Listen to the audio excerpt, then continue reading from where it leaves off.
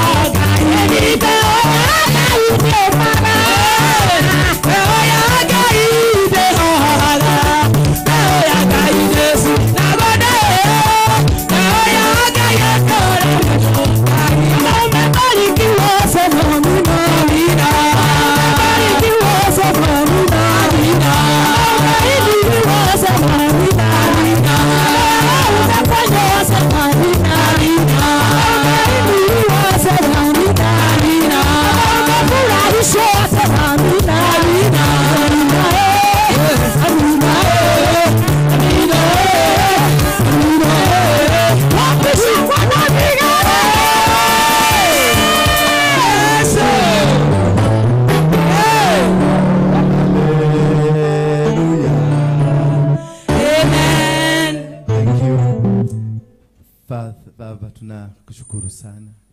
Yes. Tunasema asante. Asante Yesu. Uwepo wako tumeuona. Mkono wako wa ajabu umekuwa pamoja na sisi.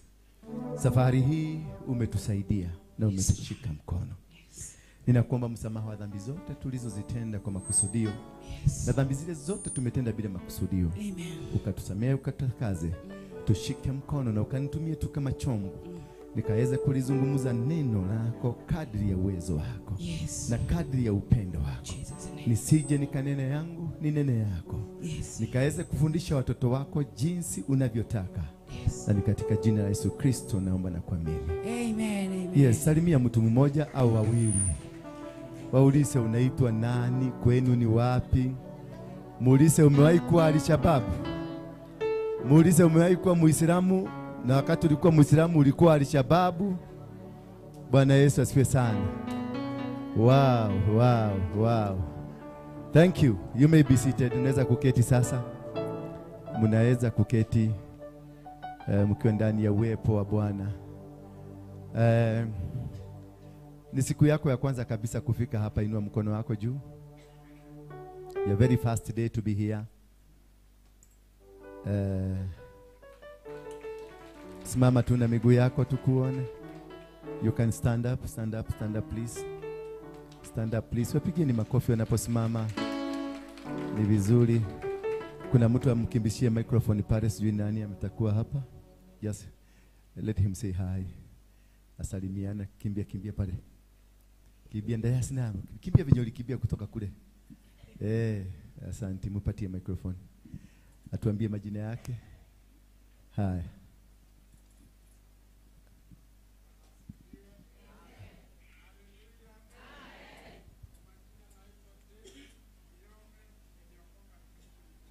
Amen.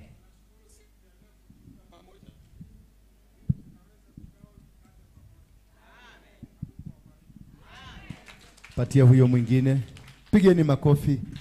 Yaani Wawero uko hapo na uwezi kushika huyo mtu mwambie karibu. Yaani uikarete oro hau. No uti uradika. Na haye muthuri woka. Umunyite guoko mwire karibu sana. Mwingine pale. Praise God Church. Majina yangu naitwa Ruth Kamau na ninampenda Mungu na Mungu awabariki. Asante. Yes. Ni mwingine apatiwe microphone pale. Yes, muhagi mwambie karibu sana. Hii kanisa ni ya upendo. Tunapendana. Na umwambie hivi. Mwambie imetoka kwa heart. Yes. Next. Praise the Lord. My name is Rachel Wanjiru Kiguru. I'm from Kawangware and I was brought by my mom. Yeah, Ako wapi mom? Mamu. Mamu ndio ule. Yeah, thank you very much. Yes, Ritanis wale wanarudi. Wale walikuwa wametoroka wameanza kurudi. Tuangalie wako wapi? Wale walifikiria tutaisha.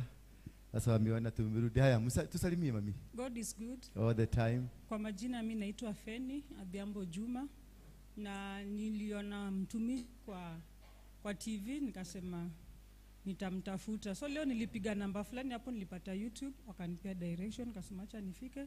Nimefika na hata nimefika sijakaa. Hata hujakaa? Sijakaa sana, nikaribisha. Asante.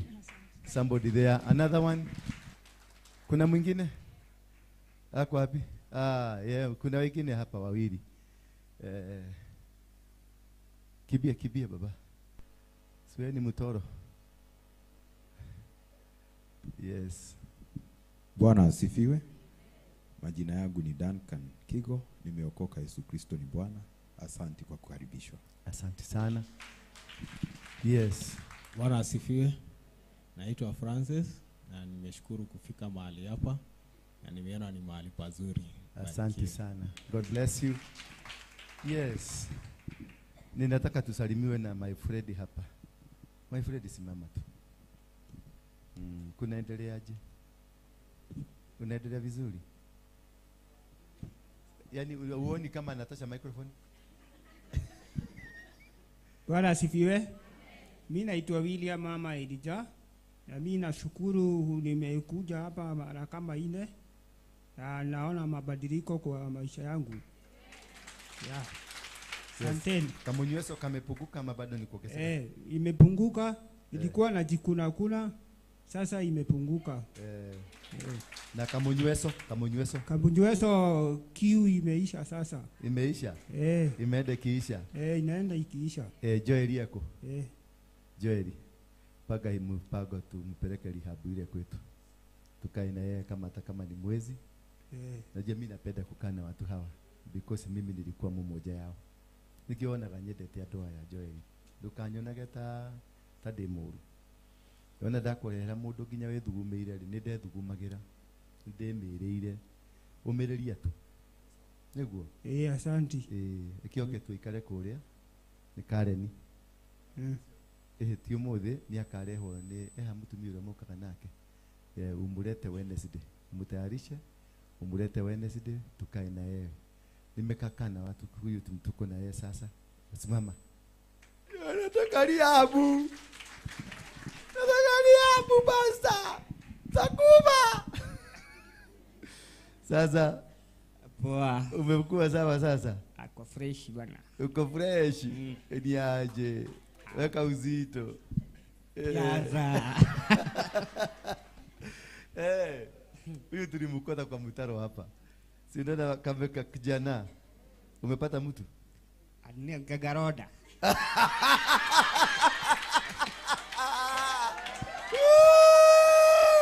Makofi!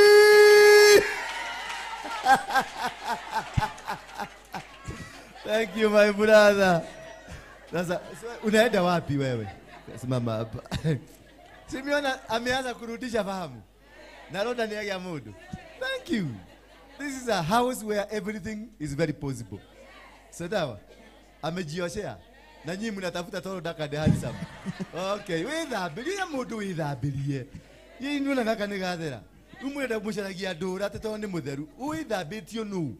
Tutigane nanie. Chukua hizi Jose. Unaona kinya ndiageria kumugata uguo akagata uguo. Ii ndu magnet ni reka atia. Tuikaraga nake Karen. Uikaraga ko? Karen. Kumako. Kuma Nairobi ndiri karawa itoka. Twakurutire ku? Ndari mutaro wa mehie. Waikaraga ha wakomaga ha? Mwana ha thutha. Arafu ka mundu gwitogithinji. Hetagwo atia? Wakuma mako. Wakomaga? Hau nja. Riu ukomaga ku? Nyumba. Ku gwitagwo atia? Karen. Toria ndo ya niga na mori makinya Karen. Niga na mori makinya Karen. Guhitukira. Ku. Ni kuhitukira. Jamaa ikaraga Karen okeragia ni tanyoni. Bwana Yesu asifiwe sana. Ni guteithia. Tuteithagia. Tugatigira mundu ni eka atia? To nginya mundu athecwo cindano. To nginya mundu aheo dawa nigetha agire. Nie ndarie na gatoyo ndiaheirwo dawa. Ni kuhoerwo ndahoirwo ni mami. Nginya akirugama. Kuri andu angi makurehagira mwana magakorwo mageciria no nginya thecwo cindano.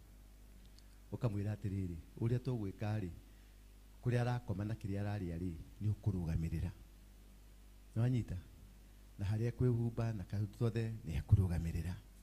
Nuru arenda mwana thecwo cindano nigetha atige kumugiaga. Nwanyita riu acoka kuria raisi ati mwana ucio ndanathecwo cindano na ndanaheo dawa ri no mwana ni nomo ri akauga acokerio mbeca ciake tondu itinaruta wira uria ararutaga. Yo githe ti koma ya mundu tondu arenda thecwo cindano nigetha aguruke tondu niwe murogete. Wanyita ni atumia aya ni nyu muthukagia ciana cianyu. Ruto ni uramenya mahitia maria wekire morogi kuria guothe uthiete kworogi ri kwa nduriri ciothe ri riu ukenda mwana akue mehia maku umuthukie kiongo. Wanyita na akiareho kwa ndurari ndathecagwo cindano aikaragwo nake nginya akage. Riu tondu wacoka kuria uguo karari kaundu simple mwana ni agira mwana ukaja kwa ni ri ni ndecirege ni guthecwo cindano ni riu ndenda gujokeria mbeca ciakwa tondu riu ndanathecwo cindano. Iyo hitagwo ngoma na githeri.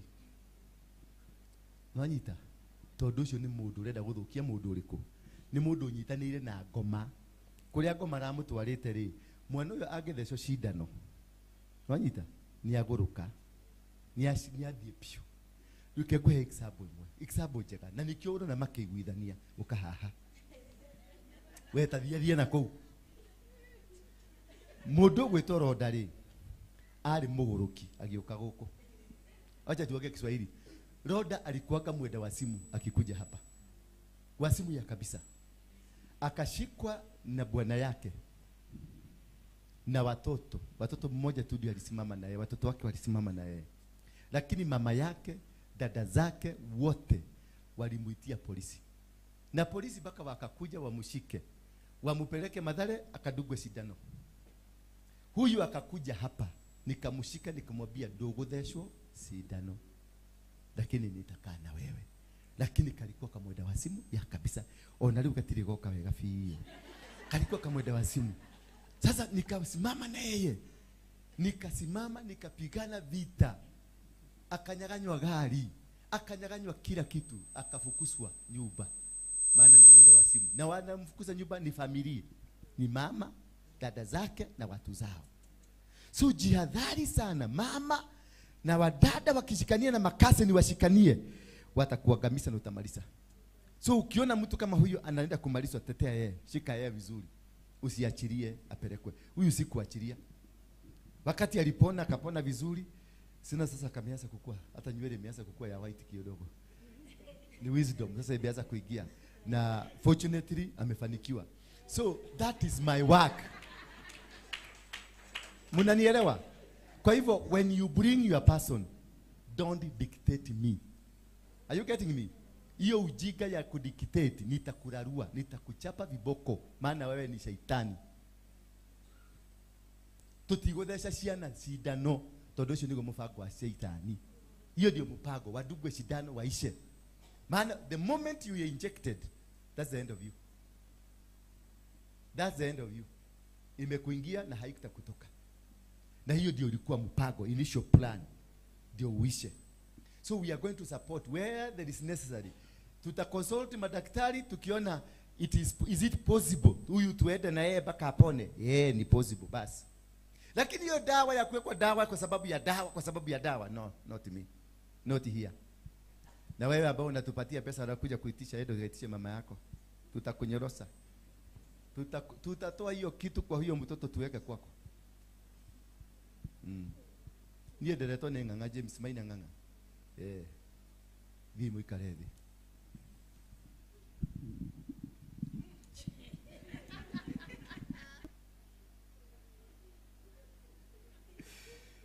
Sasa my friend, unasikiaje nikiwa kano kagonyo kogu? Niko gonyoro ni mongare. Na fagi, nafuta bangi. Uliwacha kitabu na dawa ulijiduga? Uliwacha kabisa? Na hii ni nini? Nikosi imekaa nini? Hii ni rashes. Ni rashes?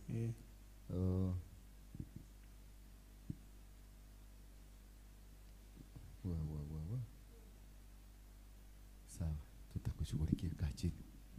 Wednesday apelekwe huko Karen. Alalie kitanda ya matajiri.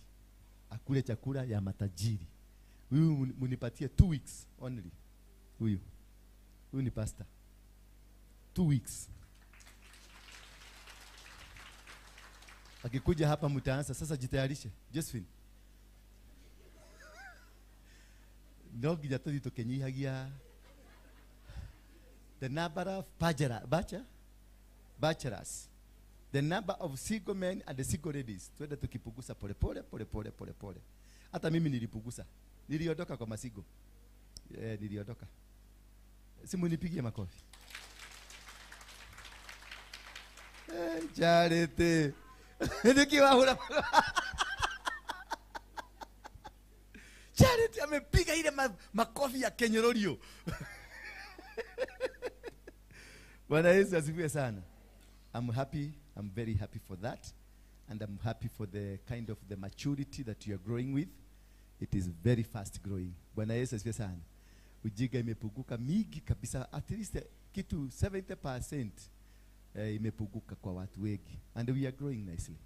Na hiyo ndio kanisa sasa tunaanza kuona matunda ya hard labor, kung'ang'ana, kupapana mpaka ujiga inapo. Unajua ujiga ndio adui ya maendeleo. Ujiga ni si ile ujiga mnafikiria, kwa sababu sasa mmeanza kufikiria mambo mengine. Sasa ujiga ni ile utaki kufundishwa, utaki kukaa chini, wewe ni kiherehere, wewe ni kujua kila kitu, hautaki yani you are yourself by yourself, living by yourself in your own standard. Hiyo ndio tunaita ujiga. Kaa chini utulize tukule na wewe utulee. Kila mtu akona kaujuzi kake. Kaujuzi kako mimi sikajui, so mimi ni mjiga kwa hiyo kaujuzi yako. Na mimi kaujuzi yangu ukajui, so na wewe ni mjiga kwa ujuzi ya. Sasa tusaidiane, ujuzi yako inisaidie na ujuzi yangu ikusaidie. Ndio tuende tukiedaga pole pole na tutafika. Sirio Josephine? Togo kinya. Ado haurora. Dokanire ti down. Dokanire ti down. So good, so far so good. Rebecca ako happy. Rebecca, nataka utusaidie tu, maana ni wewe tuliona mkiwa na Ian muko department ya youth. Beside the youth, anza structure kutoka chini, kutoka kwa hawa watoto wanaruka hapo chini. Nataka mwalimu permanent, mtu atakuwa na hao all through, so that we can be able to have put the structures ya kutoka hiyo wale wadogo hawa wanakuja hivi youth hivyo mpaka juu. Put nice structures, alafu tutafute curriculum yao tuanze kuwafundisha. We need to take them to a specific tuitioning planning, na tunawazungumzia ndio waweze kukua, because we need to talk to them. We need not only to wakuje warukaruke pana, somebody who can take them through a process. Ndio hawa mama watuletee watoto wao, maana hawajaona a good structured program ya watoto. Ndio naona amewacha mtoto na maid, yeye amekuja kukaa hapa. Bwana Yesu asifiwe sana. So we need a kitu structured vizuri, mnamjege pamoja, mshirikiane na mwalimu pale. Naona ameingia. Pigeni mwalimu makofi. Pigeni mwalimu makofi. Yes, mshirikiane na mwalimu na Ian. Make sure you have a very well structured year from the lowest kupanda hivyo, because we might also have a school yetu ya hawa watoto, si ndio? Tunataka kununua bouncing castles. Tunakuja wakati tunaimba hapa, tunatafuta kiwanja hapa, wanarukaruka, maana we are going to our own ground. Tukiwa na hawa, we have a structured. Why I like Muslim, although sitaki kujoin, lakini I like them. If tungepatiwa platform tuambie tuchague vitu vitatu, tuchague Mungeke, Ukristiano na Umuslim, namba 1 nitaipatia Muslim, namba 2 nitapatia Mungeke, namba 3 nitapatia Wakristo. Mungeke, kwa sababu ya Mungeke tulikuwa structured, tulikuwa well organized, na tulikuwa na plan. Waislamu, mtoto anaweza akizaliwa hivi anaigiago madrasa, kutoka hapo mpaka wakati atakufa anaigizwa kwenye masomo ya kidini. Na ndio naona hawana tabia mingi baya kama nyinyi. Umeona wako vizuri, they are well disciplined. Wakiamua kuipanga kitu wanajua kusaidiana, wanapendana, they are one. Akitoka hapa aende California, atapata Muislamu wao, atasimama na wao. Sasa wacha kwenda California. Wewe ni wa Murang'a, utoke Jobe uende Kagema, upata Mkristo, akikuona hivi anakuondokea. Christians are the most demonic people I've ever met on earth.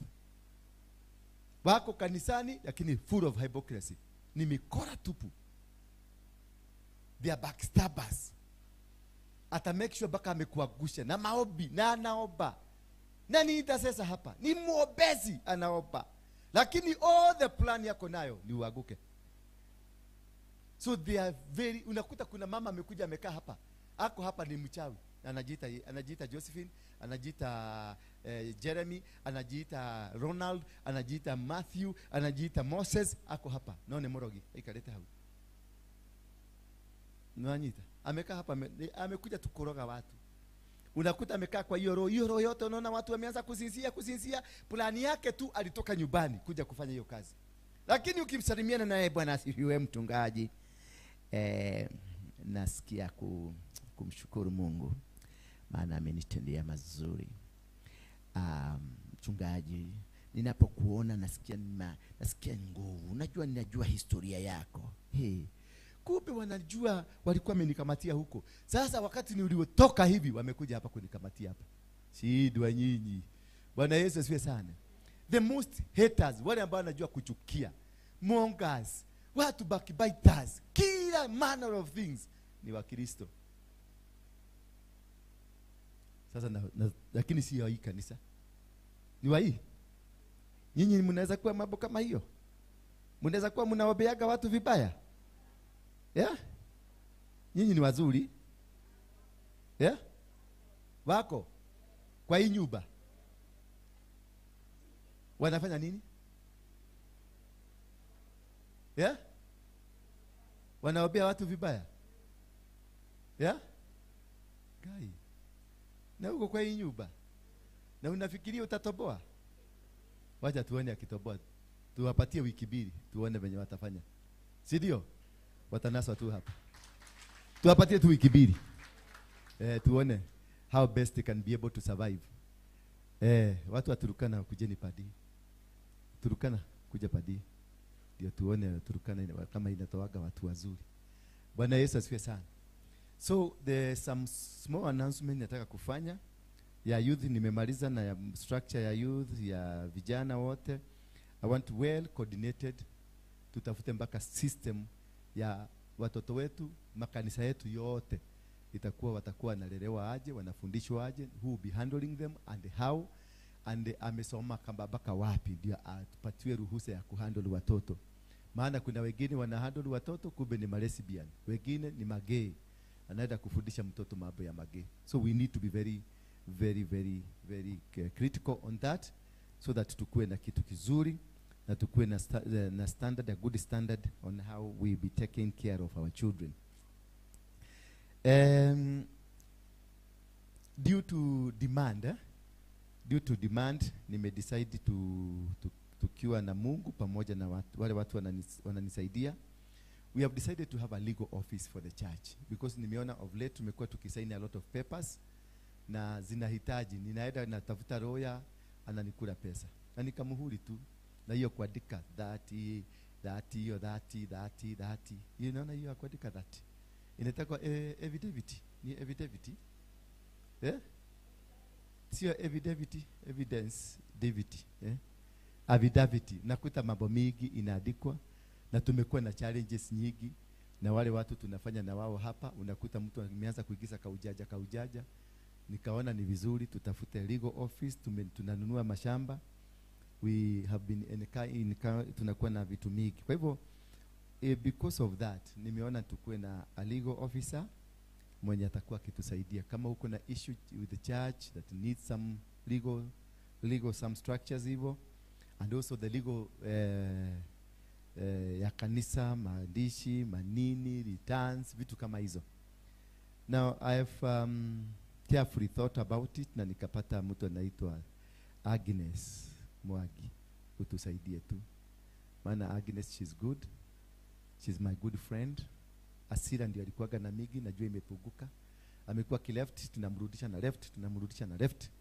But now aliniambia ha left tena. Ni kweli? Agnes anafanya na kule na DPP. That is why I chose over her. Ndio atusaidie. So anything legal, mambo yote legal, kuandika ma contract, kuandika inaitwa nini hii ingine, hii agreement zote. Tutakuwa na Agnes anatusaidia kuandika, si ndio? And then by that she becomes automatically the secretary to the church. Sio secretary wapa ule. The church has a secretary ambaye anasaidia on legal affairs. Kuna secretary waka nini na secretary to the legal affairs, advisory na vitu kama sasa tumeanza rehab. Hiyo rehab mtu kuletwa, si lazima kunaandikwa maandishi. Huyu mtu amekuja, huyu mtu anafanya, atakuwa na wao msasi ana sign na huyu ana sign, kwa sababu rehab kichwa kama hizo imebedi sahi. So I thought of that and I want to thank you. Alafu tumekuwa na events nyingi hii ya wazee, hii tumekuwa na, tutakuwa kama tuko na youth event that is coming August, na hiyo nataka tuanzie kuimobilization from now, event ya youth ambayo I need to have over 1,000 youth hapa. Bwana Yesu asifiwe sana. Over 1,000 youth hapa, na tuanze kupanga watu vizuri, tuongee na vijana, tuwazungumzie, ndio tulete watu. Unajua sasa vijana hawataki pasta sana. Ukianza kuambia the Bible says watakuacha peke yako hapa. Sasa tutatafuta watu ambao wako kwenye IT, watu wako kwenye biashara, because wanataka kusikia ninatengeneza pesa, na wachana na Yesu kwanza, niojeshe njia ya kutengeneza nini. Sasa na mimi sitamuonyesha pesa, na alafu tuweke Yesu ndani. Unamuonyesha pesa venye inatafutwa na Yesu ndani, ndio aende akipanda, then we will be able to produce and rescue a young people who doesn't want. Unajua our young people, they don't want to see anything called a pastor, anything called a church. Wako huko nje wanataka kufanya vitu zao, na because they are demoralized, wameishi katika mazingira maovu. Si ni kama venye sasa tulikuta kina Shosho. Akina Shosho hawa walikuwa naambia wananuka, wanaambia hawaogi, wanaambia of course hawakuwa kioga. Sasa mna expect mtu anakaa kwa nyumba ya makaratasi anaoga, anaogea wapi? Yeah? Kanatigo. Uweza bagira manatadine masio. Yes, no ugethi ugethamba njaga ciana ciaku cikwona hau. Athuri tani. Na mena meciria mabuthu. Acoke akuria atia? Acoke akuria atia? Anjuria atiriri, ndaumĩire hau mami ũreyoga ngĩkuonaga.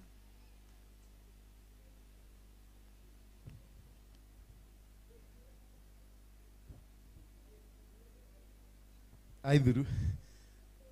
Achana na hiyo. So, si umeona wamekuwa wazuri sasa?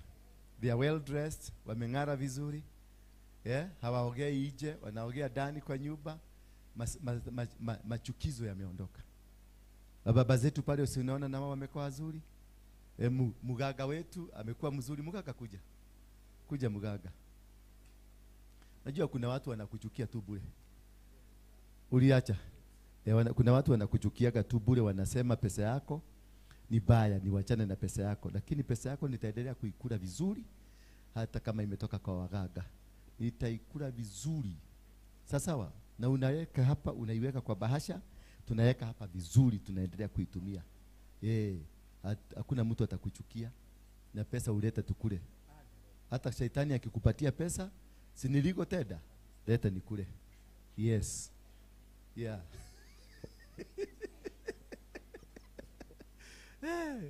Sasa miaka hiyo yote amekuwa Mugaga, amejaribu kutufanya yote. Sasa hii ndio atatuweza. Alitutafuta kutoka huko, tulitoka huko. Baba yake ndiye alikuwa Mugaga ule mkubwa kabisa kule kwa Utaita. Sasa yeye ndiye aliachiwa. Sasa alikuja kutujaribu, tumegoga yeye, amekuwa mshirika. Sasa mnataka nifukuze huyu? Acha na nyinyi, na hiyo urogiwe, na nyinyi ndio warogi. Mwananyonera murogi wako haha. Ni Mugaga mzuri. Kukamata Mugaga na unamkalisha na unamulea mpaka anabadilika, nasema Yesu ni Bwana. Mugaga. Alafu mniambie nifukuze Mugaga ambaye nimetrain. Si mimi nataka kumtrain akuwe pastor. Ndiye akuwe Mugaga wa pastor. Yes. Kwani mimi nilikuwa nini? Si mimi nilikuwa mtu mbaya. Yes. Alafu rakijirade wewe ndigemote. Ninyo ni nyumugothi. Wewe mundu mwega. Mimi sikutumwa kwa watu wazuri. My boss is Jesus Christ. And my boss was never sent to good people. Si ndivyo alituambia? I am not sent to good people. I am sent to who? Yeah? Nimetumwa kwa nani? Kwa wale wabaya. So my boss, Jesus Christ, he was not sent for me to you, Josephine. Aiwa. Jerry, boss yangu si ya watu wewe wazuri. Boss yangu ni ya watu kama hawa. Hii ma reject. That is the work of hiyo, na mimi nimeandikwa kazi na huyo boss. Sasa wewe ni wewe mzuri, unararaka biguni, unakuja asubuhi, tunaulizana nini? Si ukae biguni yako na sisi tukae hapa duniani. Sisi wabaya. Kwa sababu we have a boss anatutetea. Uzuri unajua why nalinga. Huyu boss yangu anakaaga mkono ya right ya Mungu hapa na Mungu. So nikitaka kuongea na yeye mbiaga simu namwambia boss, dokiani ndio monene hau. Ndio kanyamu. Kana kuja haraka. Tuna rehabilitate mtu kama huyo anakuwa msawa. Sasa wewe unakaa biguni hamuonani na boss maana hana haja na wewe. Juu already si unajua biguni na unajua juu ya kupeleka biguni. Ndio nimekaa miserable. Rudi hapa tudiadi. Tuandike tupatie boss contract yetu, tusaini, tukae na boss. Aongelezage Mungu, sisi tukuage hapa. Ndio tuna communicate, anatutetea. Maana Mungu ako na watu wengi, lakini anasikilizaga huyu boss wetu. Maana huyu boss wetu anakaga mkono ya kulia. Sasa wewe unaendaka huko biguni unakutananga na boss mgani?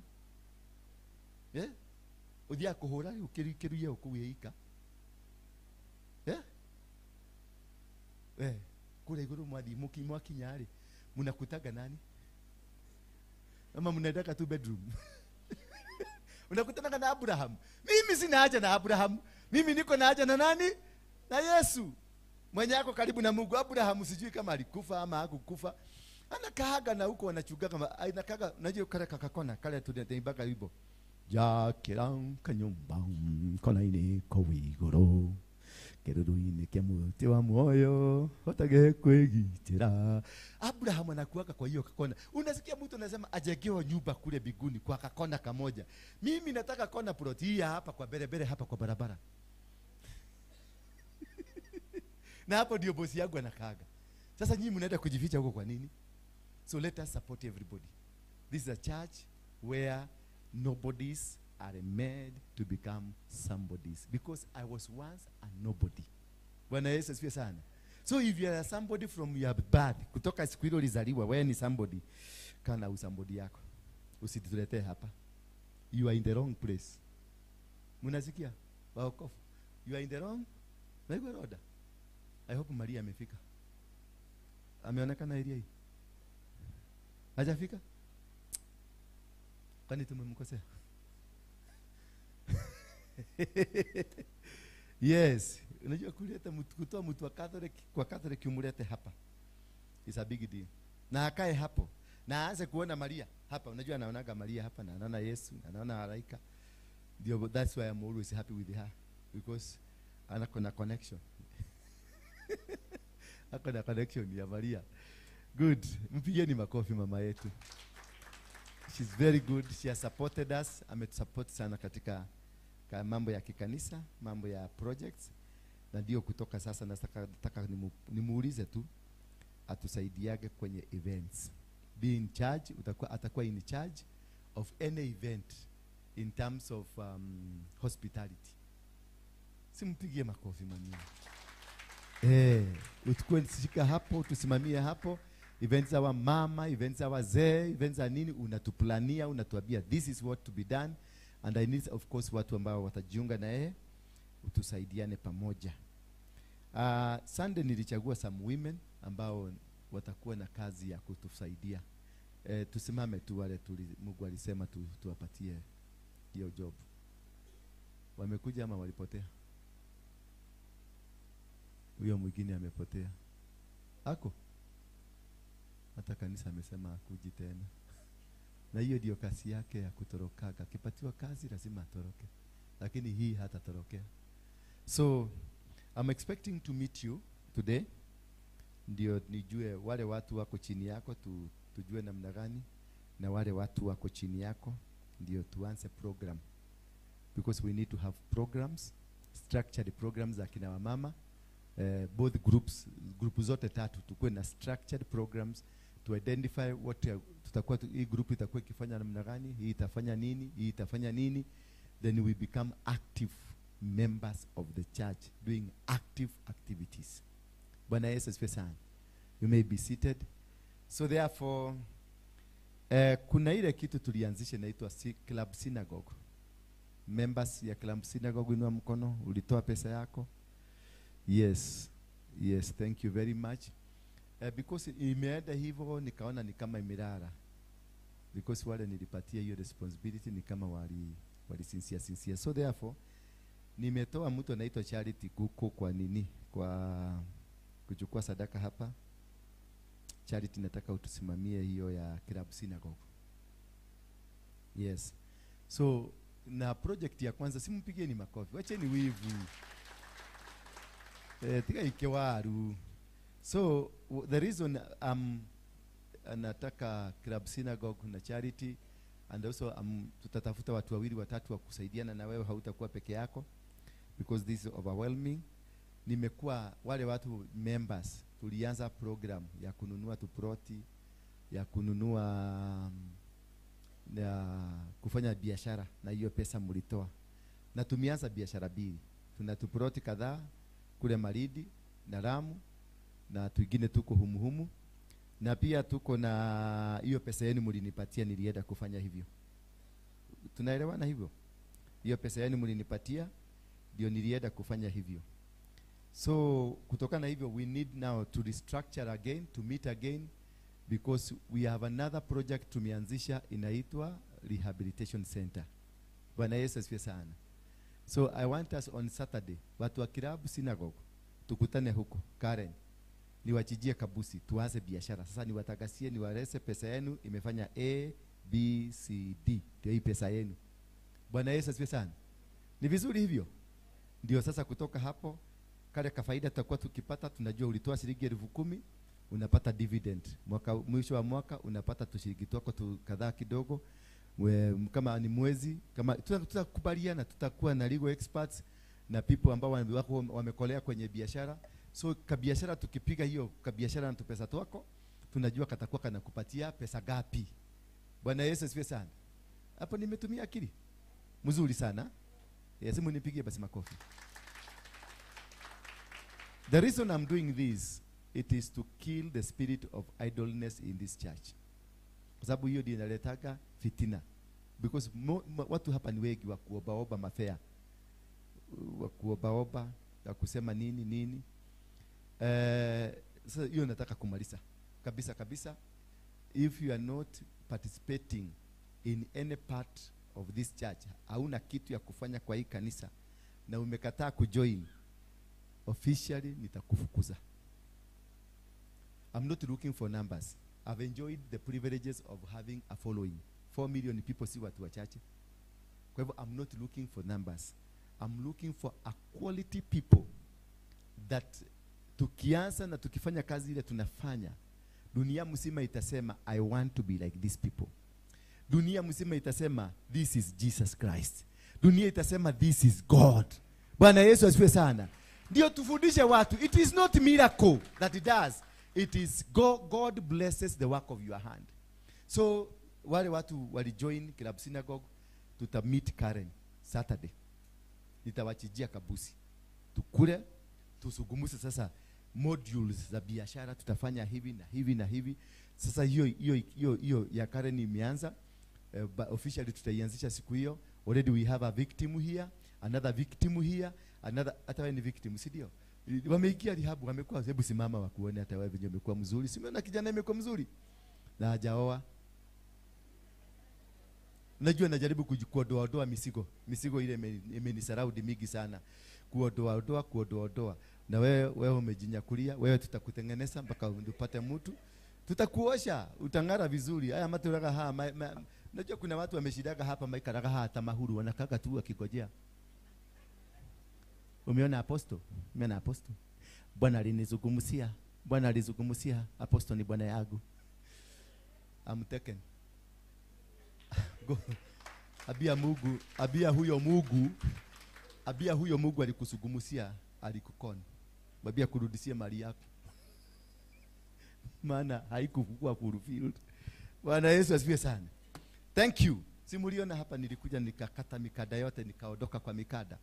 I knew what I was doing. Yes. Wow. Siseme wow. Yes. Naiga makidi. Makidi. Kai. Hado hamotiriyoru. Ginyoke kwa hado hawao yatumia irauma hado hayume ina soprano irauma ina bezi. Wow, na nimutumia. Nege kidi.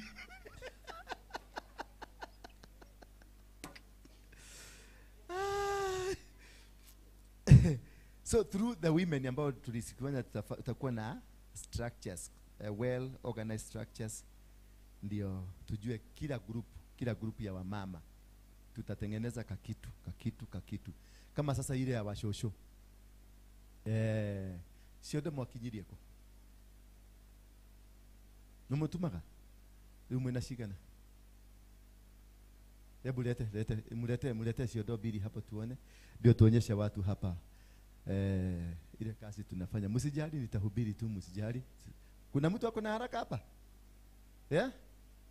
Sisi mnajua tunahubiri mpaka jioni. Lakini sasa leo nilitaka tu explain maendeleo yetu. Ndio mjue tumetoka wapi, tunaenda wapi.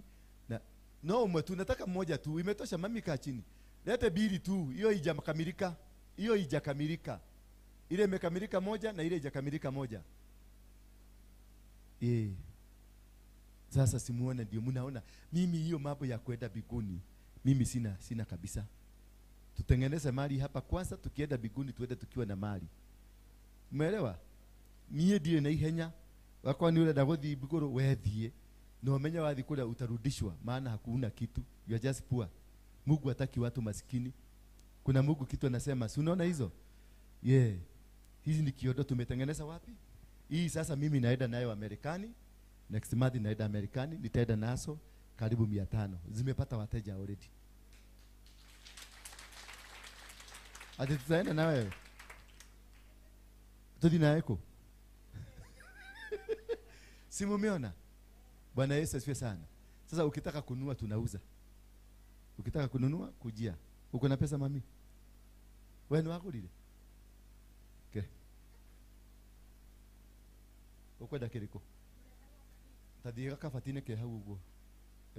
Kibia huko kwa hiyo kabati ulete. West Pokot. Hii tumeshonea hapa na imeshonwa na wisho sho. Ni shilingi 3,000 tu.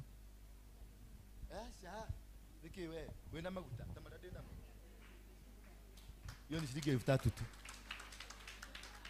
Karathi. Tia guthukia thoko. Roiro. Gataka kene kega. Ndurahika. Tiga wana we. Ndeti kuhiko rahika. Ne ngiri 3 kiu. Mundu ni kuhika arahika, alafu anaenda ugwa kanyamo gato iretu. Sasa umekuwa mzee. Au kaihuria ugathie thoko. No, ikaraithe. Sasa umekuwa mzee sasa. Nani mwingine? No kwenda geke kia brown. Bekukane kiagera ai. Ya brown? We nwagire kiodo. No. Mwalimu, nwagire kiodo. Uwe ni ukwendaga. Ukwenda kiriko. Kwenda ige. Unataka hiyo?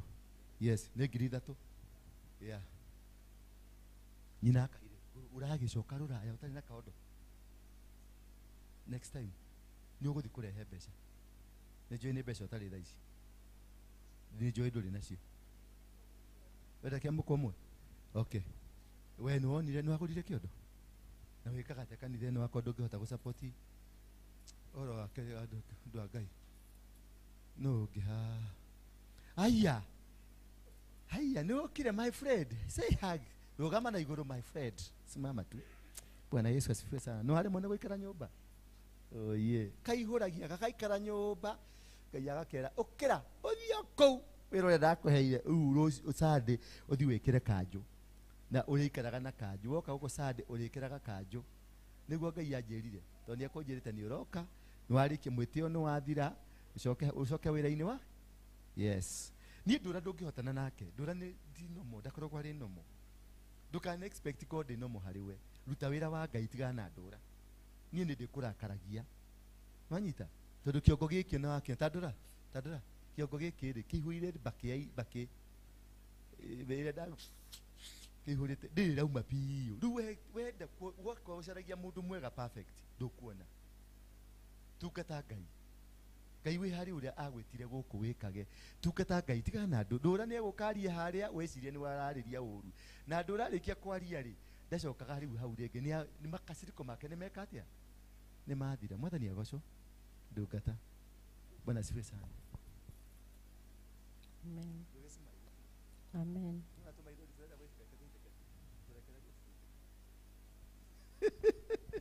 Kinu hakulire kiodo karathi. You have. Thank you. Tucoke na hau. Uyu arakaraga nini tondu ndiraikara riri uria Ngai arenda njikare. Riu unabii woka muingiri. We ulinunua chondo? Ya eko hiani. Oh. Ariko. Akoni ukugura ciere ni ndina thina. Urenda kiriko? Atumia thimu ikare thi. Thiu ikare thi. Ici cia America ri mundigire ne ngathi nacio America. Yes. Ici ni cio tugatwara. Ngatwarira Trump. Nganitithia Trump ugo na guoko. Ian. It's wrong. Hiyo it's wrong. No. Chagua kuja uchague. Kuja saa hii unachagulia wapi? Duka inafungwa. Good. Na ni 3,000. Icio ikiga kando riu. Nitwarikia biashara. Kwina mundu ungi abotige. We kwetu Turukana tunabebaga gani? Uko kwetu Turukana? Kubwa mandogo. Medium. Leta hiyo. Hii inakaa Turukana hii. Si ndio hii? 3,000. Thank you. Hizi zimeshonwa na angalia. Naona haya mashosho wale wanashona viodo simama juu. Hizo zimetengenezwa hapa. Si umeona? To support. Wafade. Unaona ate. We ni bado. Ndio weka ate. Uko nayo? Ulichukua? Ikakusajania. Na ya kubadilishana? Utaki ya kubadilishana? Mukulino, unaona ate ha. Mami, oka. Nume thutha ene ki. Wiki urasuba. Mami, twe mwega. Unaona ate ha handu ha gukua giki ri. Tugucenjanirie. Okoya sande. Nitugukonengera gare mbeca. Handu gakua mbeca no kueke ndo nukanoga muno ai.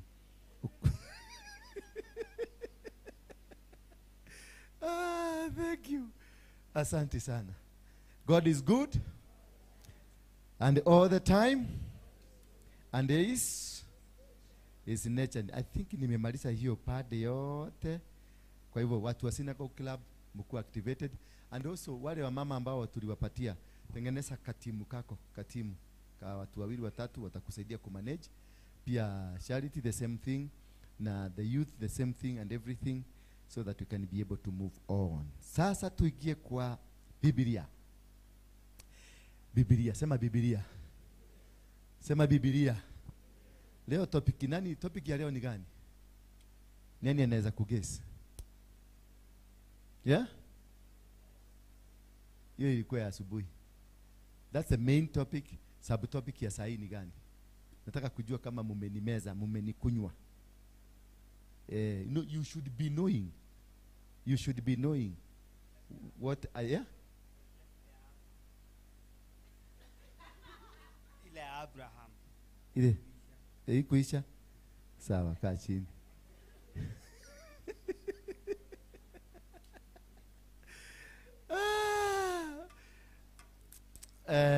I want us to look at how to win spiritual battles. It's the same God go with us.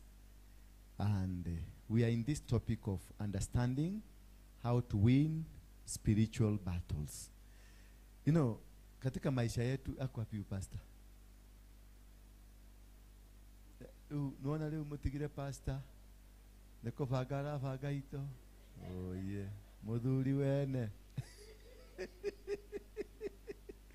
Mwalekereria muthuri wene. Oh yes, karibu sana. Chukua microphone.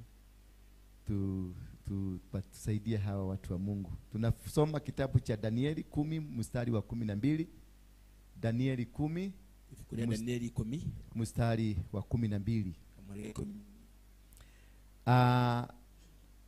How to win spiritual battles. Jira maudo bara cia kiro. What is this that we call spiritual battles? Nikige gitwetaga bara cia kiroho.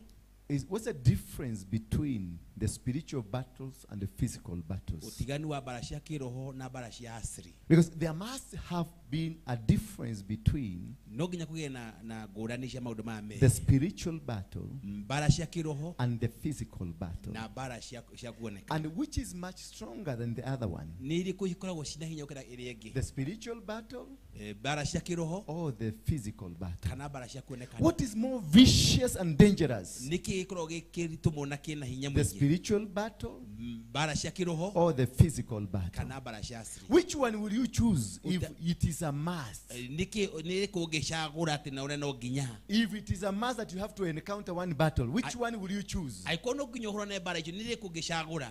Will you choose the physical? Utachagua ya asiri? Or are you going to choose the spiritual? Ama utachagua ya kiroho? Because all the battles have a dimension. Kwa sababu kila vita zina mwelekeo wake. And this dimension is what we are going to look at. Na mwelekeo ni gutukura roho wako. The dimension of the spiritual battles. Mwelekeo wa bara cia kiroho. Because most of us are faced by spiritual battles which we don't understand. Aigito hitokera bara cia kiroho. Some of us are being suppressed but we don't understand. Wengi unapitia hizo vitu na wanakosa kuelewa. But in actual sense, na kwa kuona kabisa, if we can be able to understand hota kumenya how this spiritual battle came to be, oria bara cia kiroho cishuka guciara, then we will be able to win any single battle. No tuhote kuhotana bara cia. Because a spiritual battle toro bara cia kiroho is not as bad as you think. Stijoru toria we ugeciria. It's not as dangerous as you think. Itiri no gwati mwingi toria we But ugeciria. it becomes dangerous No ituikaga no gwati. because you don't understand it. Ni tondu waka wa kumenya. And that's what the Bible says, my people perish because of lack of. Na nikio adu Biblia yukaga adu akwa moraga ntondu wakwa gomenyo. My people perish because of lack of knowledge. Adu akwa moraga ntondu wakwa gomenyo. Therefore, I went down to look at what is knowledge. Nimekuwa nikiangalia hii mambo yote. And I discovered beside the knowledge there are other three things that you need to understand. Na nimekuja kuelewa mambo ya Because somebody will go to school and say he has knowledge. Tondu mura taguthie thukuru na onete na ugi. But I discovered going to school does not give you knowledge. No ndikitie kumenya guthie thukuru tikuya na ugi. And even having better lives does not give you knowledge. Ona kugena maisha mega ti horo cio mwega. Because knowledge is from God. Ugi umanaga na Ngai. So you must have a knowledge of God Ufatie ni kugena ugi wa Ngai. to be able to understand the deep things of the Spirit. Niguo hote kumenya urikiru wa maundu ma Ngai. And number two, you must have the wisdom of God. Na baigi ni ugena ugi wa Ngai. So that you'll be able to interpret and see things in a godly manner. Ni hote gutaukwo na aje kuona maundu kiuga. Because many things that are happening in your life tondu maundu maingi mahirikaga muturire-ini wa. are happening not because you don't know them. Ti tondu ati maundu macio ndu mamenyaga. But it's because you are not able to interpret in a godly manner. Ni tondu hotaga kumatauka na And njira. that is why you are fighting battles that are not yours. Ni nikio koretwo kirwa bara itari ciaku. God told Jehoshaphat that the battle does not belong to Ngai you. akira Jehoshaphat ati bara ti cia. Leave it to me. Digira ni. Because this does not belong to you. Ni tondu bara ititi You cia. don't even understand it. Ona ndugota And you gucimenya. cannot know how it is. Na ndugota kumenya go na For gukurana. example, there is people like me. Muhiano ta mundu tani. I come from a family that is very polygamous. Jukite mite thini wa family ina ya My great grandfather had 38 wives. Guka wagu kabitu ai na tumia And na. my grandfather had several of them. Guka ai na tumia ige makeria. And my father had 2. Ona fafa ale neri. The only one that were known. No mitutu oi. No. The ones that we knew. Ori atua etu. There were 2. Mari eri. Praise be the name of God. And because he's a man, you you never know whether they have others. But we just say we know the 2. There's a one day I went with him. He invited me to take him to a burial somewhere in Remuru. We came all the way from Molo. My father really trusted me. He believed in me. We were partners in crime with him. So he told me one day, there is a place I want you to take me for burial.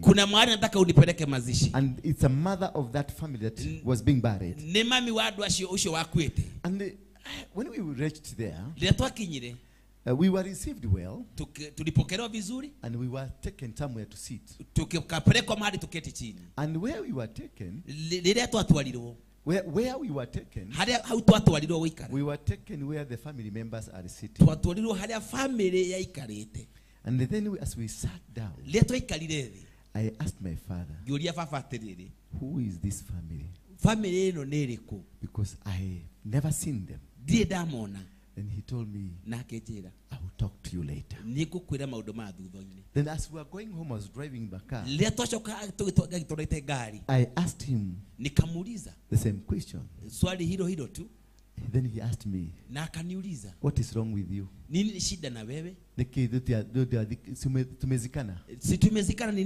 What's wrong with you? But why I insisted on who is this family?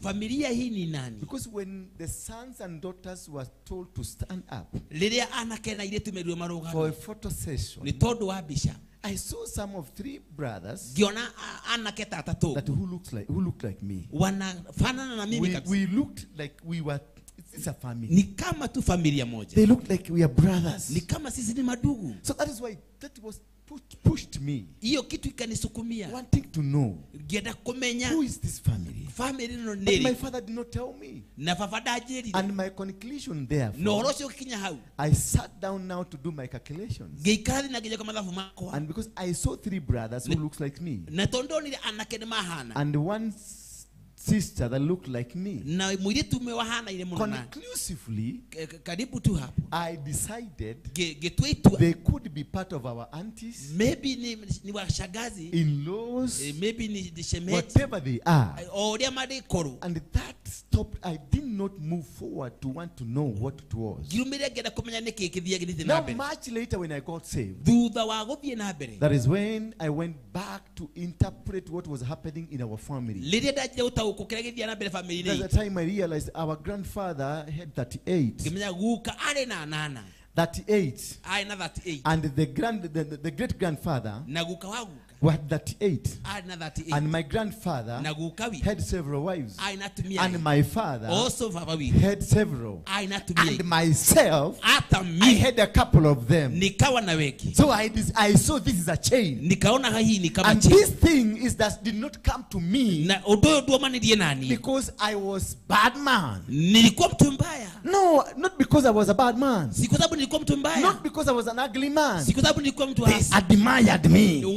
They followed me. They wanted to be associated with me. They lived and they wanted to live with me. So when I went back, asking myself, why do I have so many women in my life? And I had so many of them. And some of them I didn't even know their names. But I had them. And they kept following me. This one will come and find me with this one. She will cry a little bit, but she will say, Aidhuru, then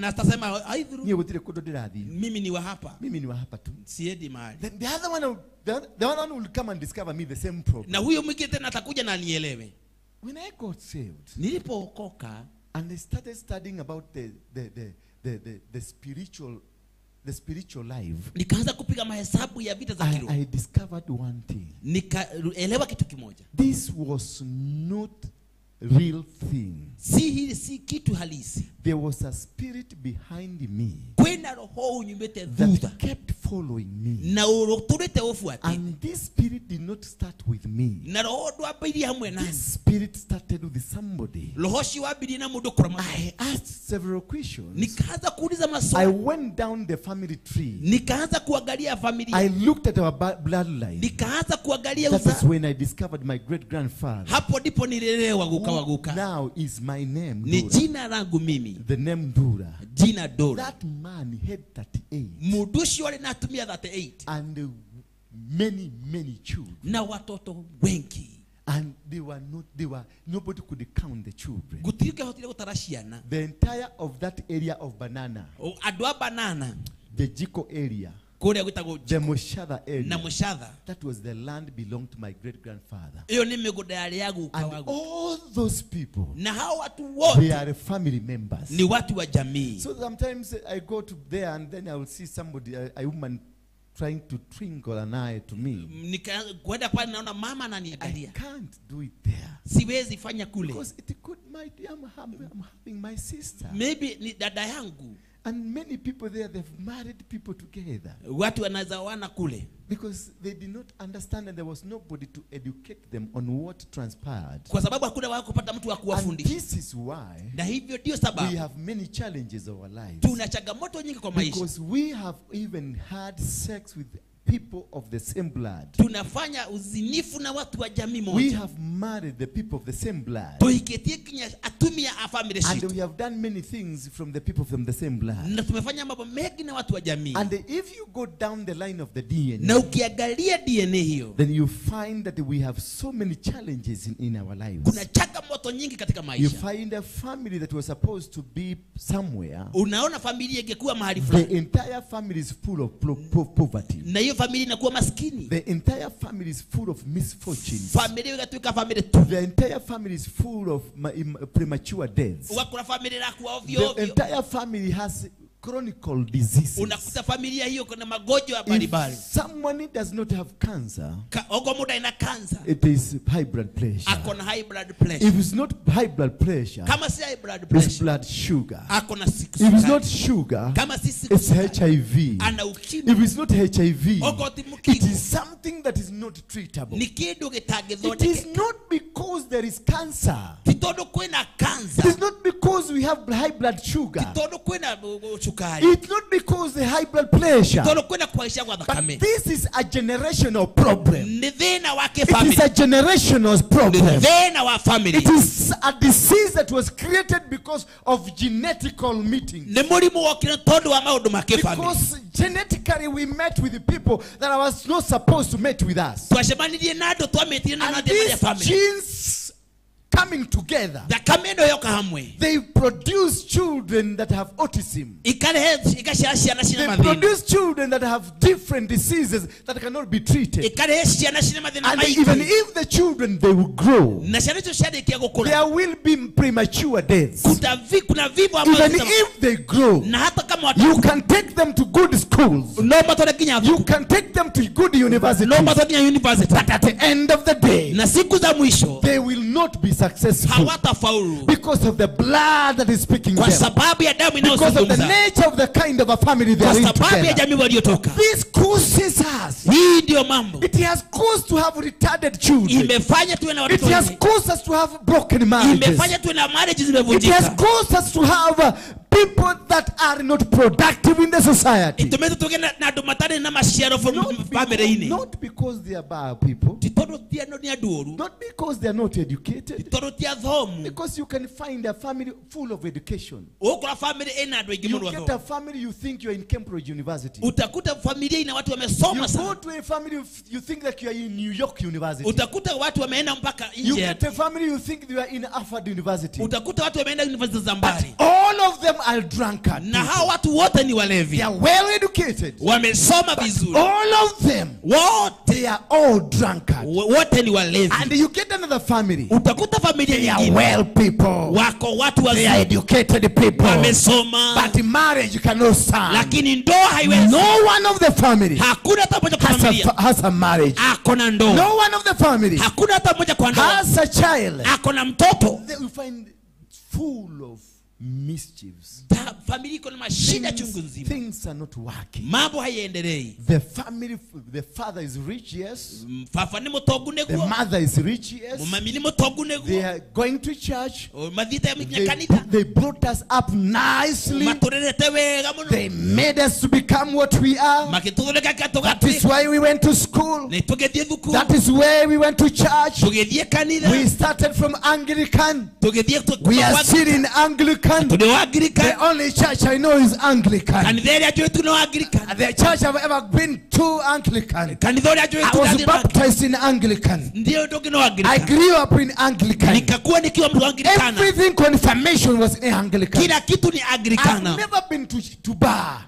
sijaenda kwa kilabu. I've never to be in a bar. sijawahi ingia kwa I kilabu. grew up knowing having sex with a woman outside marriage was wrong. nilijua kwenda nje ni dhambi. But it reached an age. nikafika umri fulani. At the age of 30 years. umri wa miaka kama At the 30. age of 40 years. miaka ya 40. Yes, something happened to me. kitu kuu ikakuja. I found myself drinking. nikajikuta kwa kilabu. I found myself hopping from one woman to another woman. nikajipata kwa mke huyu mpaka kwa Me mwingine. who was never brought up in a bad way. na sikukuzwa kwa njia I mbaya. was brought up in a very good way. nililelewa kwa familia na vizuri. The only God I knew was Jesus Christ. Mungu niliyemjua ni Yesu pekee. I knew nothing apart from Jesus Christ. sikujua kingine ila Yesu. But at my 40, na kwa umri wa miaka that 40 is when I changed. hapo ndipo I nilibadilika. stopped worshiping my God. nikaacha I kumwabudu Mungu. got out of it. nikaondoka Then nikaondokea. I went back to do my research. gethie maundu-ini Our make elder brother, mwanake ũrĩa witũ mũkũrũ at 40, that is when he started drinking. ena mĩaka 40 nĩguo anjirie kũnyua. Then I went to do another research. gethie na Our ngĩkũrora elder sister, ũrĩa mũirĩtu ũrĩa witũ at mũkũrũ 40, that is when she started moving out. ena mĩaka 40 So you find there is a pattern. ukaanza kuna hiyo A mambo pattern in a family. mambo inakuja That at 40, that is when they start. miaka 40 mambo At inaanza. 30, that is when they start. miaka 30 mambo At, inaanza. at 25, that is when diseases comes. miaka You will find another family. nikaenda kwa familia At nyingine 20, at 25, na miaka ya 20 their firstborn became HIV mambo ya positive. umalaya inaanza kuingia. At 25, miaka the 20 secondborn became blood sugar. mambo ya ugonjwa wa sukari ikakuja. At 25, nikiwa na miaka the 25 thirdborn had high blood pressure. third born akawa na mambo ya kupanda At damu. 25, akiwa na miaka the 20 fourthborn died of a road accident. waine At akafa na 25, akiwa na the 25 fifthborn watano was killed by robbers. akakufa kwa kuizi. Now you find na ukakuta from the firstborn kutoka first to the lastborn, kinyora wake higa already 2 are dead because of accidents. But those who are living, na aria maratura they better have died kafa magi because they are not human. ni tono tita Because they are not living. ni tita They are just existing. ni kama watu They don't have any future. hawana They maisha don't have any plan. hawana It mipango is because ni todo wake there is a spirit kwina roho speaking the family. roho waragiria The family father is rich, baba ni mutongu drives cars. anatora gari tena Outside there we have several cars. kore twina gari ice We mithemba have mingi tractors, twina maundu a manene large tract of shamba. wena migunda minene Everything is good. kila kitu iko sawa. There is no one single child hakuna hata mtoto hata mmoja can benefit from what you have. hawezi kupata. Nobody can inherit what you have. hakuna mtu anaweza By miliki. the time you die, wakati utakapokufa everything will go with you. vitu vitaenda na By the wewe. time you die, wakati the utakapokufa land shamba you have mashamba will unayo go with you. itakufuata nyuma. That is not normal. hiyo si kitu ya kawaida, That is not normal. hiyo si ya There kawaida. is a God, there is a spirit behind kuna roho nyuma that yake is causing this problem. inayofanya mambo haya Because the yafanyike. blessings of kwa God sababu baraka za comes Mungu from one generation ni kutoka to kizazi the second generation, mpaka kizazi cha to the third generation, mpaka kizazi to cha the tatu, fourth generation, mpaka kizazi cha up nne, to the fifth generation. hata kizazi cha The tano. blessings of a father Inaadhimisha faa goes to the fifth generation. inaenda mpaka kizazi cha It tano. will be manifested in Itakayofanyika the fifth mpaka generation. kizazi cha So tano. it means Inamaanisha whatever I'm investing now, nilicho nacho it is supposed to exist until the fifth generation. napaswa kuishi But mpaka kizazi if cha tano. I investing, Na kwa if I am investing kama and ninazalisha I have nobody na sina to mtu continue with my investment, takaendeleza hiyo there is mambo, there is a challenge. kuna And this challenge is not physical. na hizi changamoto Because si if it was physical, kama ni physical you wouldn't be having money. haungekuwa na pesa. You wouldn't be rich. Haungekuwa tajiri. You wouldn't have gone to school. Haungeenda shule. But behind everything that is happening around you, kila kitu kinachofanyika there is a spirit ni roho that was manifested long time ago. inayoendelezwa. What you are doing today, kenye kinafanyika leo, what you are doing today, kelia wewe na ndituleka it umuthi will at one point, ni kutoka it will at one point siku moja itakuwa manifest in your children. itazalishia watoto The wako na kind watoto of wako. life you are in today. Life ile maisha If unaishi, you are a prostitute, remember, kama wewe ni malaya kumbuka, whatever you are planting, that's a seed you are planting. kile urahada ne bego urahada It is a seed you are planting. ne bego urahada. If you are a thief, kama wewe ni it mwizi is a seed you are ne planting. bego uhada. If you are a murderer, wewe goe it is a seed you are ne planting. bego uhada. Whatever you are doing, kile yothe it beka is a seed you are ne bego planting. uhada. And this seed na bego will manifest itazaa at the point, kiwango at the point, katika at the point. amen. Amen. This seed, Begu hii there is a point kuna mahali in a particular year. Miaka kadhaa. Let me do this. Let me come closer here. This seed, Hii mbegu I planted it. ambayo nimeipanda leo, I planted it niliyoipanda at my age of 30. katika miaka ya 30. Now that is the time I planted the seed. Hiyo ndio nilipanda ile mbegu When I was 30. nikiwa na 30 years. So at every 30 years, O miaka 30 yakinya, every family member at the 30 years, family mwa family ya miaka when they 30 reach 30, ikifika hapo, that is when this seed hapo ndipo hii mbegu that I planted ambayo will niliyoipanda be manifesting at 30 years. itazalisha kwa hiyo If miaka. you find in a family, Kama una familia, whatever is manifesting at 20 years. kinachozalika kinazalika miaka Whoever 20. planted the seed, Kile mbegu ya he wahadi planted at the 20th year. ahadi na miaka That 20. is why it is manifesting Ndio sababu at inazalisha the 20th year. miaka So 20. at every 20th year, Miaka yote 20. something will happen to you. Kindu nokihanika Or will happen to somebody else. itahapeni kwa And that mtumiki. you'll find in a family, Utakuta they familia become sick at the year 20. watakuwa When wagonjwa they kwa reach 20, wakifika a disease will come. And that will go. na itaenda At 20, miaka 20 somebody will have an accident. mtu atakufa na At ajali 20, miaka 20 somebody will have something that will happen to them. kitu kitakuja kwa Because maisha. the seed was planted Ile mbegu iliyopandwa by that man na ule mtu when he was in his 20s. akiwa na miaka 20. So look at what you are planting Leo now. na kile urahada omu What you are planting now, kile urahada or laishi what you planted, na kile this is what will happen to you. nekio And gikuhandika it will happen to your na children ulihadisha na at the particular day, na usiku particular day and particular season siku na hiyo when you mbegu planted this disease. ulipanda hiyo, And this is what now na sasa hiyo ndio forms the foundation huo ndio msingi of challenges in the family. changamoto kwa There familia. are people that have never been able to have a sustainable family. Kuna watu ambao hawana familia zinaweza ndumu. You get married today, tomorrow you don't have a wife. Unaoa leo, kesho hauna mke. Your brother did the same. Today he married and tomorrow didn't have a wife. Ndugu yako alifanya hivyo na kisha wakaachana. Your sister got married but today didn't have a husband. Dada yako akaolewa leo na kesho hana mme. Go back, trace from your mother. Enda rudi kwa mama Go yako. back, trace to your grandmother. Enda chunguza kwa mama yako. And even to your great grandmother. Hata kwa shosho na shosho yako. You will discover Utaelewa where the spirit of polygamous started. hii roho ya wake wengi Because inatoka. when you find you are not able to have a husband, Kama unaona hauwezi kuwa na mume, it is because there is a spirit of a polygamous in your family. Nitondo kwena roho watumia ikikana athuri iki. You know, because we got saved. Tondo tuli nitwahonokire. And now I don't want to share a wife. Na tondo ndahonokire ndienda gushia No, mutumia. to share a husband Gushia muthuri with anybody na else. mundu oro wothe. So the man I am looking for, Muthuri ndirarora. it is a man who is clean sheet, Ni who muthuri loves me. Only my man. Muthuri wakwa tu David. My man. Mtu wangu peke yako. Like you, the way you live with your wife. Toria uikaraga na mutumia. Did she come today? Where is she? Where is she?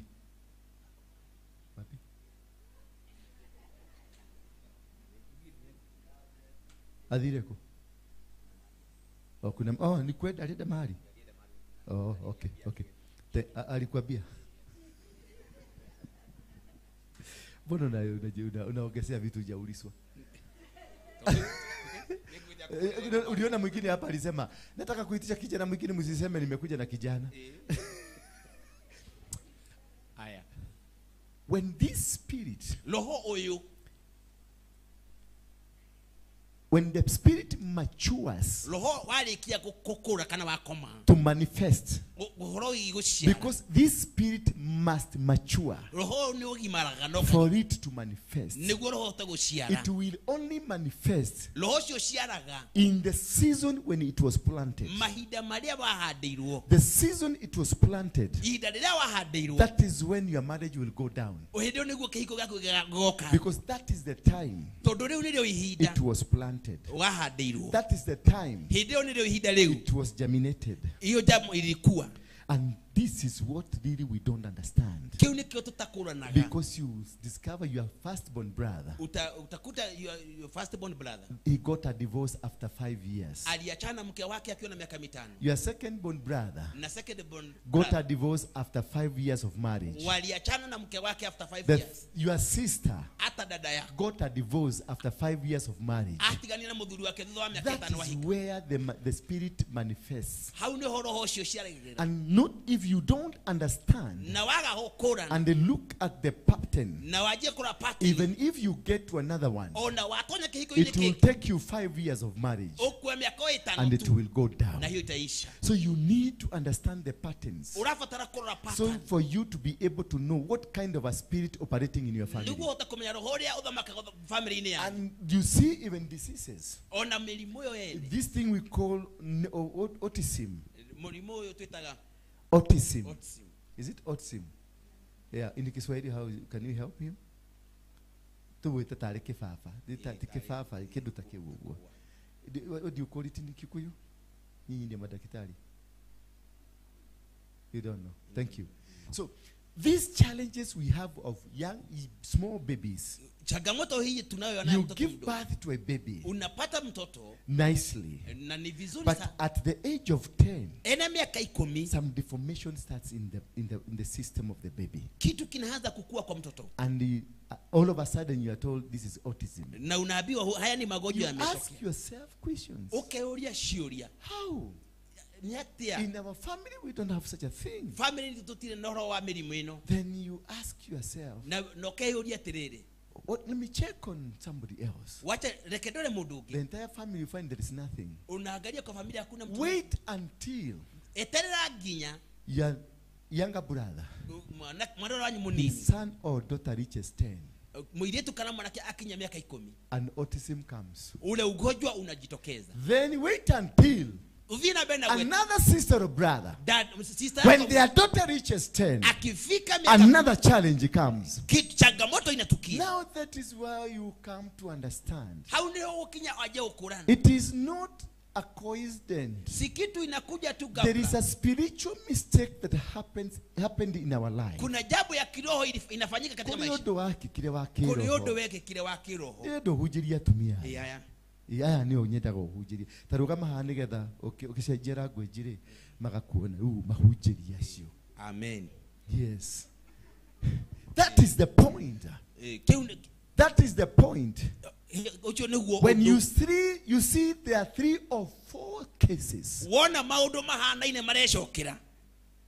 And there are 4 or 5 Maundu mana kana matano in the family thini circle. wa family. That's now there is a case to worry. Hau ndio ukoraga maundu maria Because mangikoma. this is not normal. To maundu macio ti ma kawaida. There is a problem in the family. Kwena thina thini wa Now family. this now warrants you Riu kindu kiki kirakuonia to go and dig deeper. guthii niguo uhote You guthuthuria. dig deeper Guthuthuria. to understand what could be in your family. Niki ki family ini To yanyu. understand what could be the situation in your family. Niki ki kioyanikite family ini yanyu. You don't start jumping to one pastor to another pastor. Tiga kurwa kuma kwe mutungatiri uginya mutungatiri You ucio. don't even go to a ganga. Thia guthi kwe mugango uginya kwe mugango. First of all, go back to the family. Thie kuria kuma family ini Don't yanyu. go looking for Ndura. Thia gutinda urorete apostle Just Dora. go back to the family Thie first. family ini yanyu. You will discover where the problem started. Ni ukomenya hali athina woke You will discover because you will get old enough people in the family. oguthi ukore andu akuru family ine Who yanyu knows what happened? moy maundu maria mathiaga na Who mbere knows what transpired? kiria githiaga na mbere Then from there you will be told na kuma hau ni ukwirwo what happened in your family kiria kihanikaga thiini wa and family what you should do. na nikio fatie ne Now gwika that is the time na hindi yo nilio you ihinda now look for a spiritual man. niguo kota kura Because maundu when you discover hau ni ogukura that this is a spiritual problem, maundu mane makiro that is the time you'll go looking for a spiritual man. leu niguo uthikura mundu Because guteithia wake now the spiritual man, hau ni oguthikwetha mundu God wake will use him to interpret egukurorera maundu the macio formula behind the challenges you have. niki kirarehe maundu macio But before you come to the spiritual man, no tanuka kwi mundu wa roho go ri back to your family. thie family ine Because yanyu the family has a tree. tondu family ina kuru And has a tree. The family has a tree. family tree kwena muti The family has a tree. family nire muti And through the tree you'll be able to go down na muti ucio ni ukota to the guthie root canal. koria meri And you will be able to know na ndio ukota kumenya where did the problem start. thino yo hali ya umi At what age level did it start?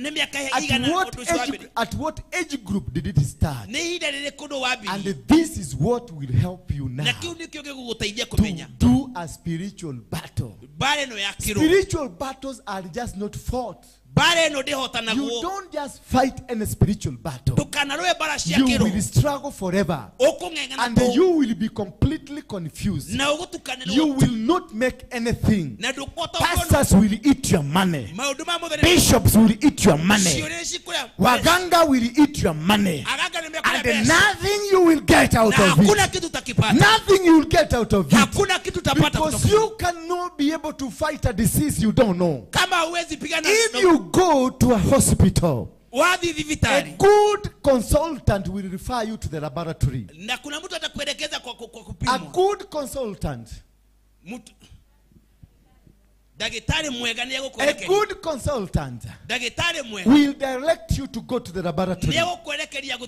guthithimo will not treat you. uria uguthondeka They will not treat you hata until you get a result. mpaka upate jawabu Once you get a result from the laboratory, ukipata jawabu kwa that is laboratory where the time they will start treating you. hau ni wamekwaja And there is guthondeka always a first line of the laboratory, na the first line of treatment. laini ya kwanza ya laboratory Then once they discover the medicine are not responding, wakiona dawa hazifanyi kazi they move to the second line. wataenda kwa laini nyingine Now you get to a deeper research about yourself. na utaingia kwa kipimo na And then that is the time you see medicine has changed. na utaona dawa zimebadilishwa Because more investigations have been kwa done. sababu uchunguzi The umefanywa same thing happened in your spiritual life. mambo imefanyika katika ulimwengu Before you start jumping from one pastor to another, uruke kwa before mchungaji jumping from one church to another, ndukae guthi kanitha uyu kinya kanitha ucio ungi go back to your family. thie family ine yanyu Understand the family tree. umenye family yanyu Understand the bloodline of your na family. umenye thakame yake humo kama family yanyu Understand the genetics of your family. urore maundu make You will be able to know. hau niho kumenya And maybe it is only something small. na rikiri kindu kinini muno But because of our mediocre Christianity, okegu, mundu mukigu mundu akiroho mukigu orimo, okristiano orimo.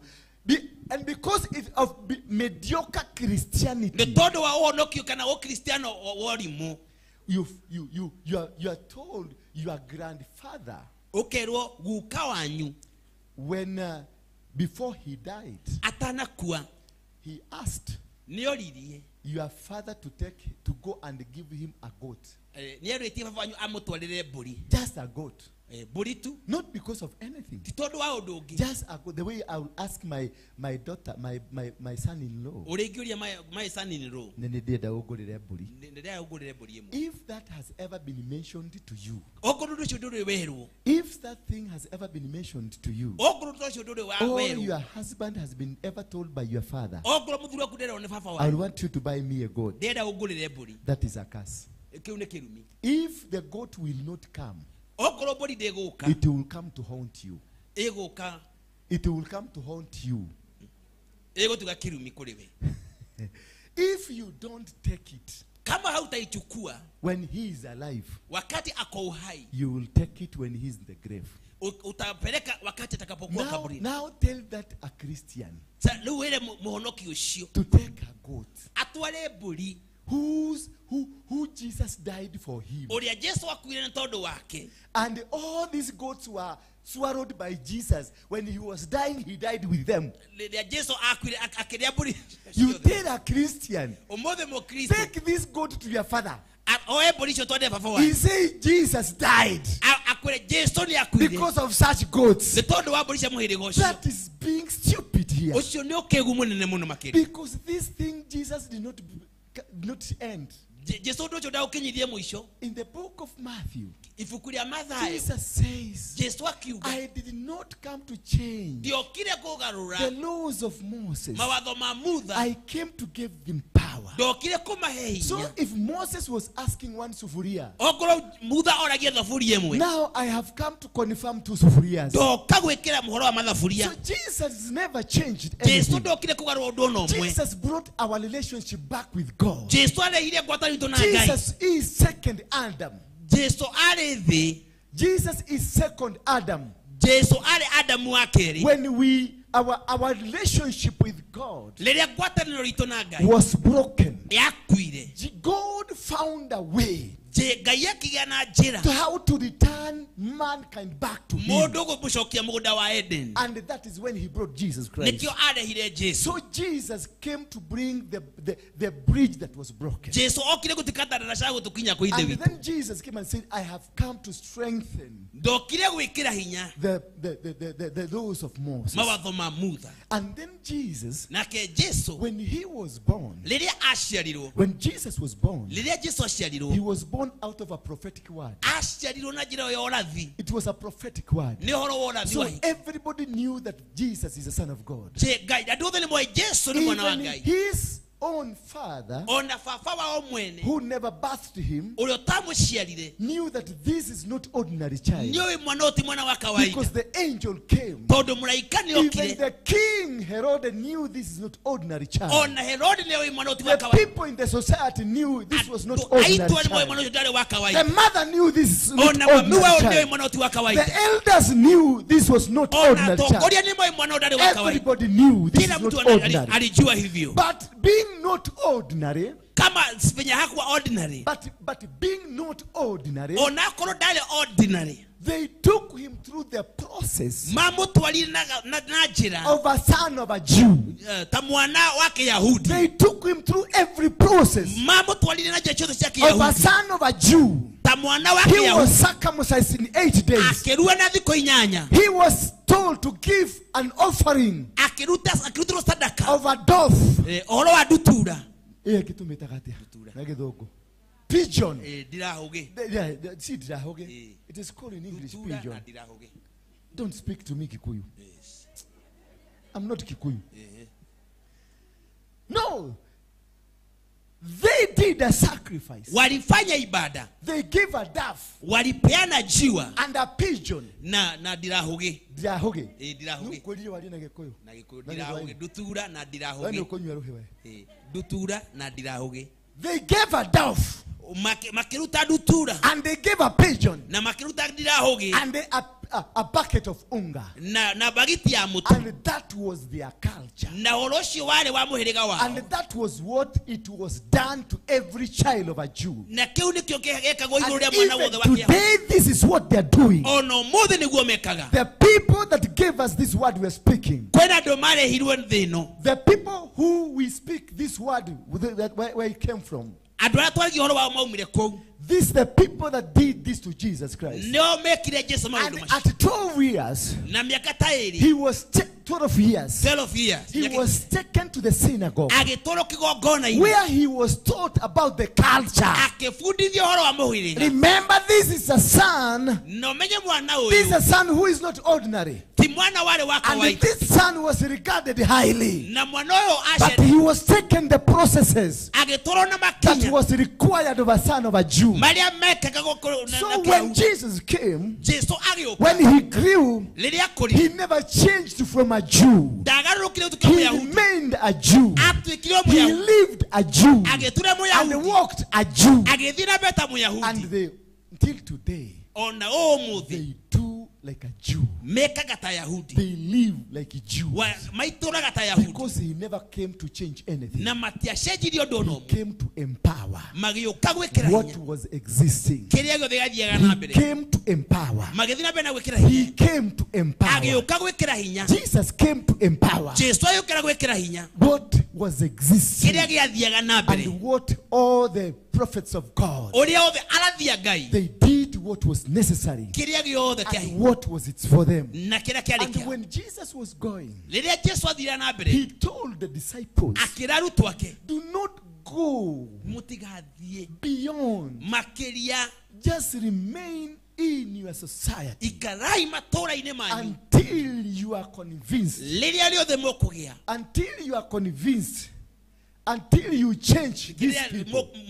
nginya mũgarũrũke, Mutikadie beyond. mũtigathiĩ makĩria, That's the main. mũikare. That is what he told the Jew, the Ũguo disciples. nĩguo erire arutwo ake. The person who came to speak to the Gentiles, Ũrĩa wokire kwarĩria Gentile it is Paul. nĩ Paulo. So he had to get another person Athire getha who mũndũ will ũngĩ deal with the Gentiles. ũrĩa ũkwarĩ na andũ a But ndũrĩrĩ, him, he remained with his army we agĩthiĩ na mbere na and gũikara told the army, akĩmera the ũũ, 12 disciples, arutwo ikũmi na erĩ, remain amongst your community. ikarai matũũra-inĩ And manyu. there's this woman Na mũtumia ũyũ that came to ask for bread. ũrĩa wokire kũria And mũgate, he told Jesus, na akĩra Jesũ, give me a piece of bread. mũgate kĩenyu. And Jesus said, Nake Jesũ akĩmwĩra, this bread, mũgate it ũyũ is not for you people, si wanyu inyuĩ, but for the Jew. nĩ mũgate wa ciana, It is not right.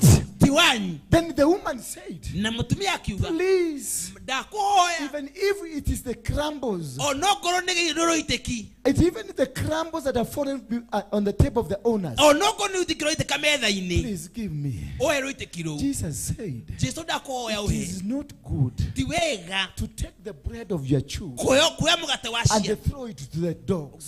kũnengera ngui. And the woman said, Mũtumia akiuga, yes, even if I am a dog, onokorwo ndĩ ngui-rĩ, I will share the crumbles. nĩ ngũrĩa rũitĩki rũrũ. Out of mercy, Nĩ tondũ wa tha, Jesus gave her, Jesũ akĩmũhe, and she ate the same bread. na akĩrĩa mũgate But ũcio, it was not meant for her. no ndwarĩ wake. So the culture remained. Ũhoro wa mũtugo ũgĩtũũra, The culture remained. ũhoro wa mũtugo ũgĩtũũra. The kind of system of Christianity that was brought to us, Ũhoro wa ũhonokio twareheirwo, it was not brought by the Jews to us. ũhoro ũcio ũrarĩo nĩ Ayahudi kũrĩ Because ithuĩ. had it been brought by the Jews, Tondũ ũndũ ũcio warĩo nĩ Ayahudi, they will tell you, do not leave your culture. makwĩra ndũkae gũtiga maũndũ makwanyu. Jesus came to empower your culture. Jesũ okire kũmekĩra hinya, Jesus came to uplift you. Jesũ okire kũmũoya na igũrũ, Jesus came to make you better. Jesũ okire kũmatua Jesus mega, came to transform you. Jesũ okire kũmagarũra, Jesus did not come to change anything. Jesũ ndokire gũcenjia He ũndũ no, came to empower you. Jesũ okire But the kũmwĩkĩra. kind of people that brought this kind of No andũ arĩa Christianity, marehire ndeto ĩno, they are the British people. nĩ andũ kuma They are the Ũngeretha, German people. nĩ andũ kuma They are the Germany, Belgian nĩ watu wa people. kuma They are Belgium, the Portuguese people. nĩ Portuguese people. These people had their own culture. Andũ aya marĩ na mĩtugo ya And it kwao, is their culture that they brought to us. na nĩ mĩtugo ya kwao It is matũreheire, not the Bible they brought. ti Bible They matũreheire, used the Bible matũmenire to Bible, get a leeway, makĩgĩa na to get njĩra, a direction, kũmenyekĩa na to njĩra, get a way to come to Africa. kũgĩa na njĩra ya They ũkabi, used the Bible. mahũthĩrire But they Bible, came to teach us about their culture. mokire gũtũbundithia mĩtugo yao. Culture is given by God. Mĩtugo yareheirwo nĩ Culture is Ngai, given by God. mĩtugo yanagwo It nĩ is Ngai, only God that gives you a no culture. Ngai tu ũngĩhota It is never given by a man. ũndũ ndũngĩarwo nĩ It is mũndũ, never given by a white man. ũndũ ndũngĩtarĩ mũndũ Because mũngĩ. the white man has their culture. Ona andũ acio And erũ the nĩ marĩ black man mĩtugo, has their culture. andũ acio me mĩtugo And yao, the Asian has their ona culture. andũ a Asia me And mĩtugo the yao, Caucasian has their culture. ona acio angĩ me The mĩtugo yao, Japanese have their culture. ona acio angĩ me The mĩtugo Chinese yao, have their culture. ona Chinese me mĩtugo African yao, have their culture. ona Africa me So mĩtugo through yao, our culture, no kũgerera that mĩtugo is where itũ, our God will hau manifest. nĩho Ngai witũ Through our ekũonekana. culture, Mĩtugo-inĩ God itũ, will manifest. Ngai God nĩekũyonania, will be seen. Ngai Through nĩekuonekana, our foundation. kũgerera Through our foundation. kũgerera mũthingi. That is what makes you. Amen. And when you see, Na rĩrĩa ũkuona, when you go to the embassy, rĩrĩa wathiĩ embassy, or you go to the government, ona rĩrĩa wathiĩ thirikari-inĩ, or you go to the airport, ona wathiĩ airport, they will ask you for this finger megũkũria ũhoro wa kĩara gĩkĩ, and these 4 fingers. na hizi They vidole will tell vingi, you to place your 4 fingers megũkwĩra ũigĩrĩre ciara ciaku on the camera. kamera-inĩ, and this one on the camera. na hii ingine kwa kamera, Or maybe the two of them. ama zote mbili. And also they will be having a camera. Watakuwa na kamera ingine, Another camera looking at you. kamera ingine kurorete. They are after your eyelid. Wanakuangalia macho yako They kiuma want kia to look ritho, at the eyelid. mararo kiuma kia ritho, Because the finger, tondu kiara nobody has it on earth. gutire mundu wikira ta giaku. You are an original We person. niwe original wikira giaku we. And the eyelid, Ona kiuma kia ritho, nobody else has it. gutire mundu ungi uri ta That is giaku. when they are doing the DNA. Hindi niguo mekaga They DNA. use the fingers. Mahuthagira ciara. So why the fingers? Kwa nini vidole? Because the fingers, Kwa sababu vidole, they are carrying your anatomy. vidole vyako vinabeba wewe mwenyewe. They are carrying your frequencies, Inabeba vitu the vyako, energy, nguvu the power, na nguvu, hinya. the authority of you. Hinya waku It is in your hand. meshisha guoko-ini gwaku. That is where you are very original. We niwe wewe So kuma the ciara-ini. frequencies that control you, Kiria giothe gigutongoragia, the energies that control hinya you, wothe ugutongoragia is in your hand. we guoko-ini gwaku. That's why God does not bless your legs. Ngai ndarathimaga maguru God maku, does not bless your mouth. Ngai ndarathimaga kanua gaku, He blesses the work of your hand. arathimaga wira wa moko maku. Because this is where we have the frequencies that gives you blessings. Giki nikio gitumaga ugie na irathimo. And that's why they will want to take your fingers Menda kuwa ciara ciaku to go and change the DNA that you are. macenjie DNA ĩrĩa ũkuĩte. Because through the fingerprints, Kugerera fingerprint they irore. take your DNA. Moyaga DNA yaku. They circulate it all over the world. Wanaisacculate So if ulimwenguni you kote. commit crime here Ukifanya kitu mbaya, and you go to Moscow, uthie Moscow, they only need your hand. mekubatara o guoko They gwaku. only need your hand. Mekubatara o guoko. And once they take your hand, Na moya guoko gwaku. the computers in Moscow Computer ĩrĩ Moscow will say this is a criminal, nĩwe kuga ũyũ nĩ mũkora but he is from Kenya. na umĩte Kenya. Therefore, when you are speaking on originality, Unapoongea originality yako, God does not speak to fake people. Ngai ndarageria andũ fake. God does not bless fake people. Ngai ndarathimaga andũ fake. Because when you defraud yourself, Rĩrĩa wethũkia we mwene, when you defraud yourself, rĩrĩa wethũkia the originality of God, kĩhumo gĩaku kĩa when Ngai, you remove yourself weheria we from the systems of God, njĩra-inĩ cia Ngai, you are removed from the radar. ũkaherio And maũndũ-inĩ. that is how Na ũguo nĩkĩo gĩtũmi African integrity and destiny. Afrika, hatima ya Afrika. Kwani mwaragia hatima ya Afrika na Gikuyu? Marigĩrĩrio ma Afrika. Ti marigĩrĩrio, hatima, destiny. Hatima, destiny, Okay. nĩmo marigĩrĩrio ma Acha. mũndũ. Okay, tuthi na mbere. Yeah.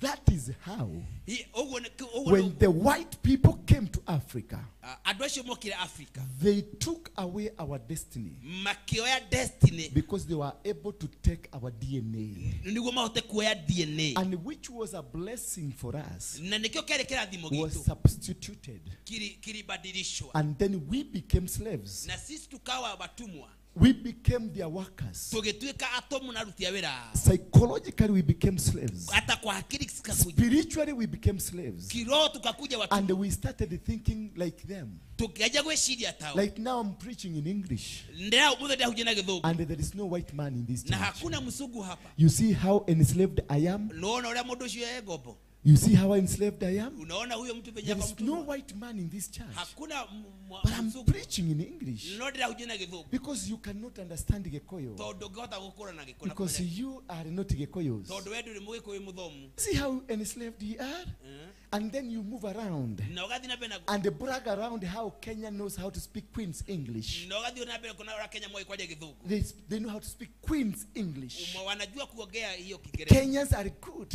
Kenya ni It's wazuri. one of the top African nations Nĩ bũrũri ũmwe wĩ that igũrũ mũno speak Afrika. good English. Nĩ maragia gĩthũngũ kĩega But mũno. you speak good English. Maragia gĩthũngũ kĩega. But we speak the good English. No twaragia gĩthũngũ. But does it give you Nĩ your tondũ twaragia foundation? gĩthũngũ.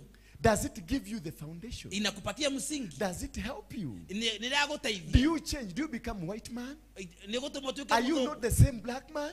Wewe gũthiĩ na mbere gũtuĩka So mũndũ mwĩngĩ. how will you be able to know DNA.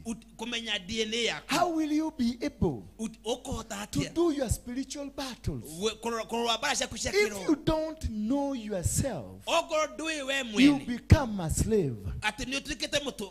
You become a slave. Ni utuikite gogo. When you don't know yourself, Ute you become a slave. utuika gogo. Bob Marley one song, Bomoya kinare and borumo. emancipate yourself.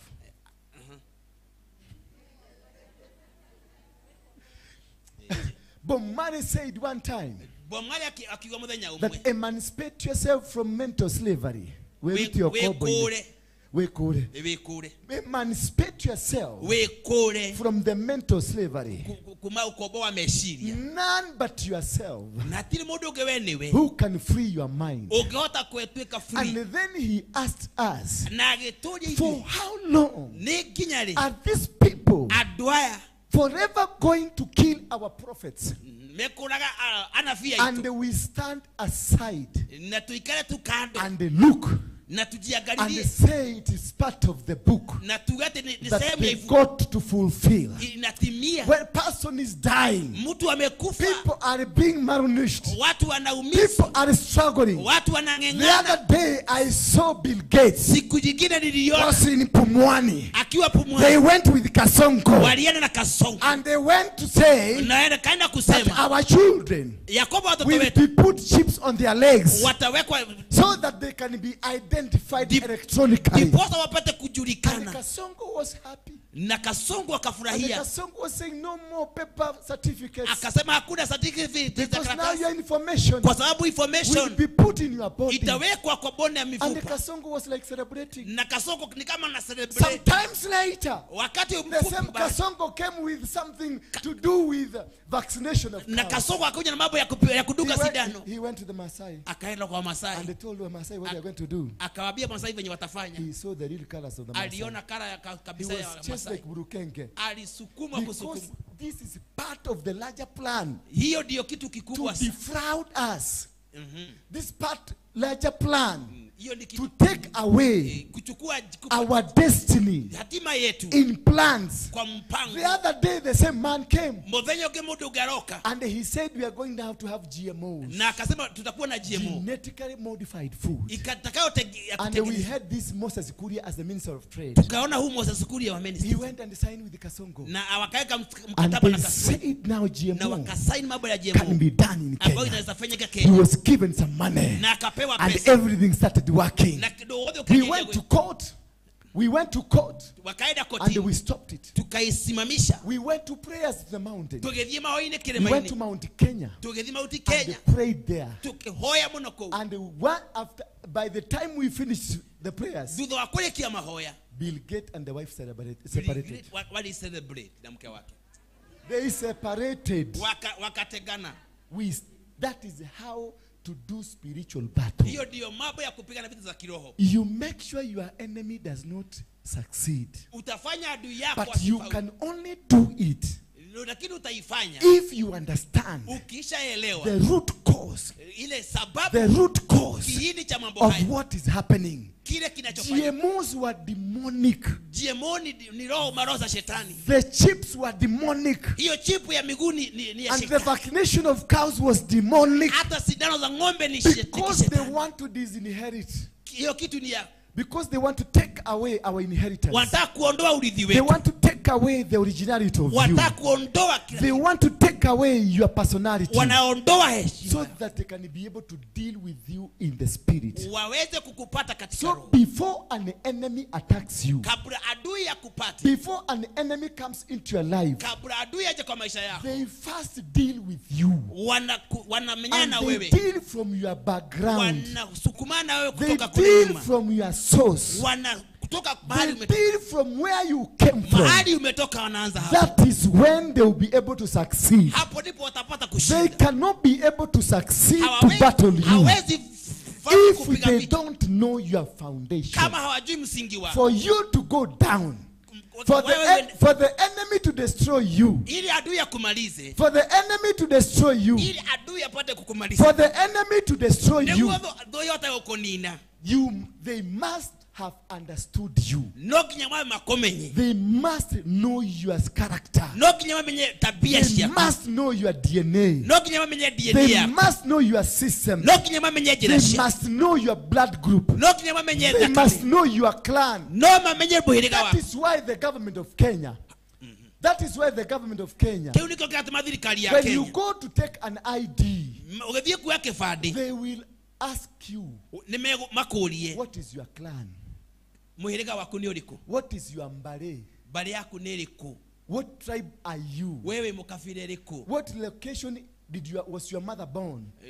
mambo anyu It ashari is not about stopping Al-Shabaab from coming to Kenya, but it was a colonial system. ni maudu ma A colonial system, a colonial system maudu ma muthugu that was well organized kitu so kimetengenezwa that they understand the DNA of these people, niguo mahota kumenya DNA so yaku that they may be able to defraud them, to remove them from the will of God. mahota gukuheria mubango-ini wa Ngai Anybody to win against your spiritual life, mundu wothe ukenda kuhota thiini wa ulimwengu somebody must be able ni mundu wothe wina to uhoti know you inside out. mundu wohota kumenya thiini na nja And for you to win any spiritual battle, niguo hote kuhota bara you must ciothe also understand your enemy. no kinya hote You kumenya must be able to understand the energy behind your no enemy, kinya umenye hinya uria wina and thu yaku also understand na hote the kumenya source of their energy, kiumo gia maundu and macio also understand na hote kumenya what kind of systems and education they have. mena githomo kia muhirigo uriku This is how you win it. kiu ni ukikota You can never be able to succeed. ndungihota For the revival to come to Africa, niguo revival yuke and for the revival to come to Kenya, niguo revival yuke there are many things that are happening in Kenya. kwena maundu mekikire Many Christians were thinking they're the one to bring the revival. meciragia ati nio mekure revival Many Christians were thinking they're the one to bring the revival. Many Christians were thinking they're the one to bring the revival. meciragia nio mekure revival But unfortunately, lakini the revival is not being brought by Christians. revival de The revival is brought by the Gen Zs. revival The revival is being brought by other people. The the revival is being caused by many things. revival de kora maundu macio I was maiki watching when Mother Karua went to Tanzania lile ndorora haida mathakari wathire Tanzania with Akina Willy Mutunga. mena wili mtunga And since the day they went to Tanzania, lile mathire Tanzania Tanzania has never been the same again. Tanzania ndatukire We are kawaida riki struggling to live in Tanzania. Fire Fire is working in Tanzania. moto inawaka So Tanzania God needed a Kenyan to go to Tanzania yendaga mu Kenya and they ignite a fire. na He tengeneza was not using Kikuyus. He was not using Christians. He used Kenyans. ahothirie mu Kenya Because Kenyans is not a Christian nation. tondu Kenya It's a godly nation. It is a nation of God. ni taifa la It is a Mungu child of God. ni watoto wa It is not a nation of Christians. taifa ya Even Kristo Muslims are children of God. Even those who doesn't go to church are children of God. ni watoto wa Mungu The chokolas are the children of God. na wachokora ni watoto wa Mungu The devil worshippers there in Nyerere Road, they are children of God.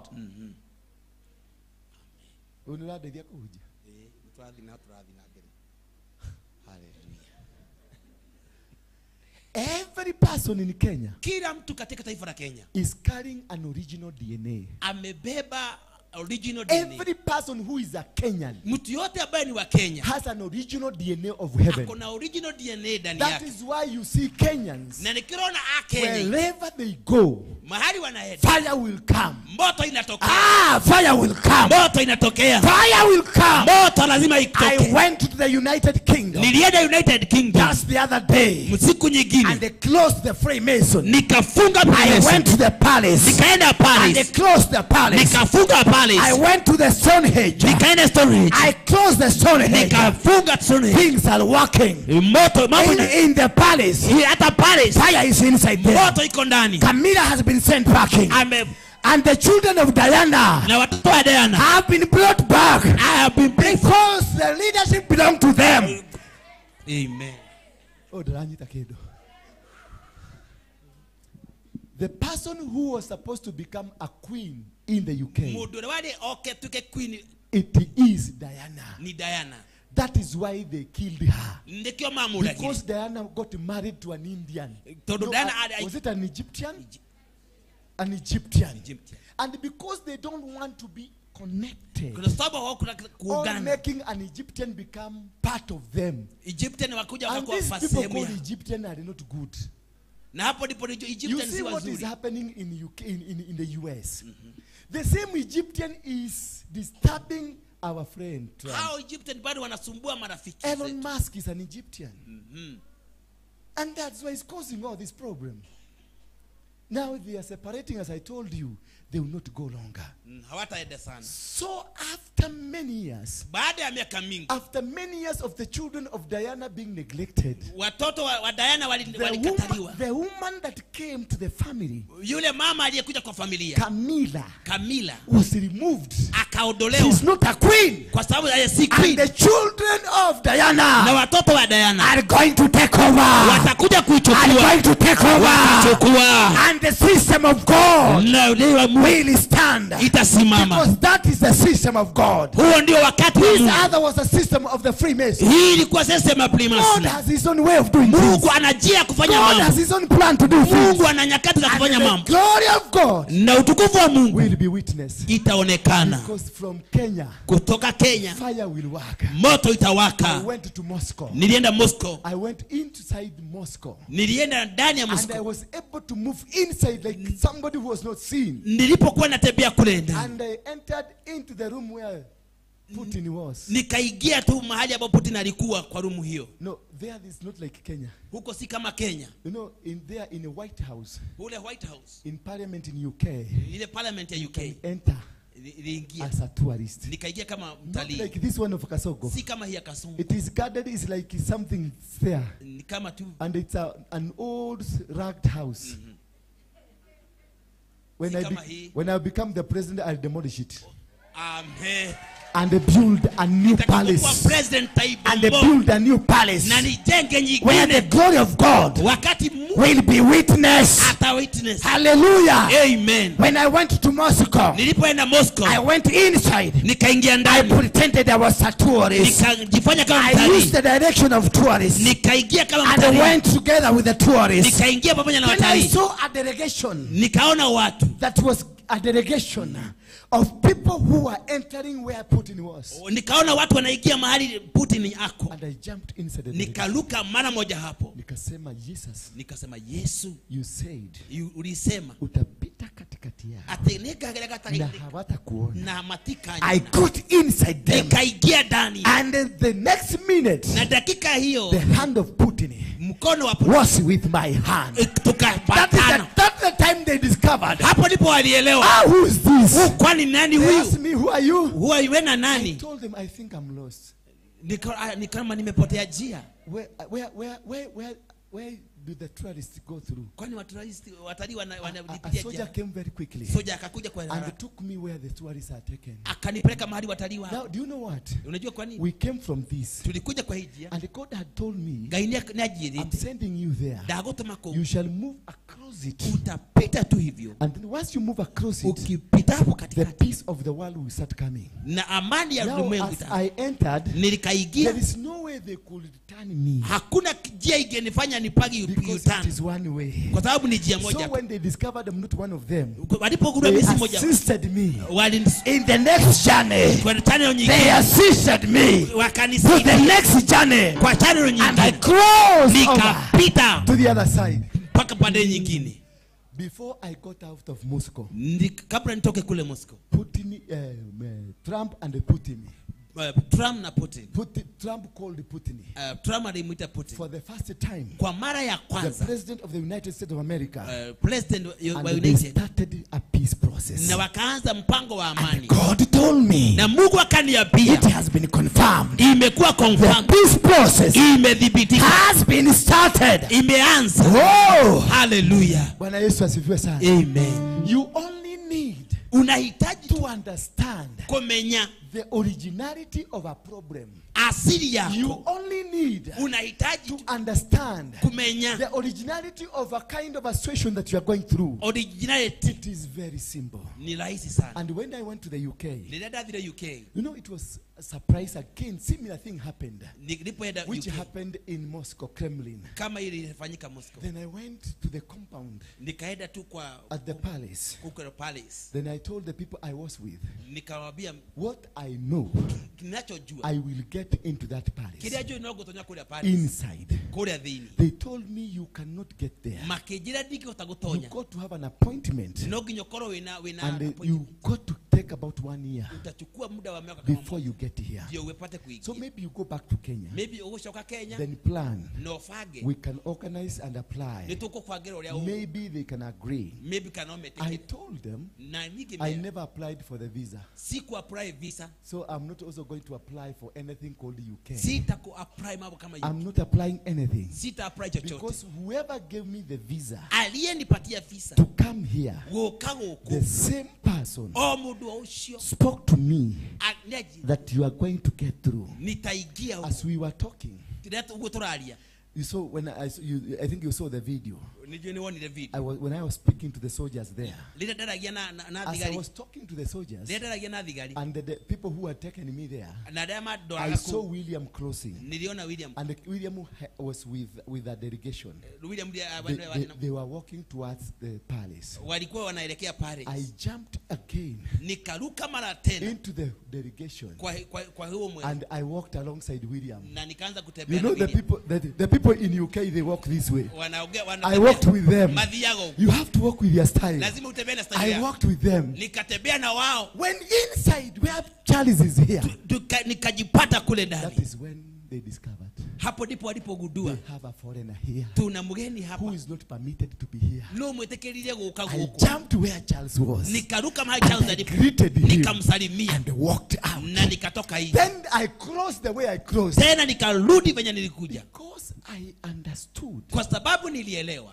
the problem with these people. Thina wadu haya. It is not that they are powerful, Titorumena hinya muingi. but they have the knowledge of spirit, wana the spiritual knowledge. Mambo ya kiroho wako nayo. They became smarter than us Wako smart because they operate with altars. wanafanya kazi na We madhabahu. don't operate with Sisi altars. hatufanyi mambo na So madhabahu. the people that I was with, some of them were bishop and pastors. Adu amwe dai nao ni mabishofu na mapastors. They were left shocked magetigo maria maku because they knew I'm going to jail. Tondu mecirige ni gutwarwo njera. The time they saw me from the other side, Riria manyurie mwena uria I ungi. was being escorted by the crown guys Ndi mutongorie ni andu mena kirauni. with a buduki. Wakiwa na buduki. This with me big kofia Wakiwa na kofia kubwa. and a horse beside me.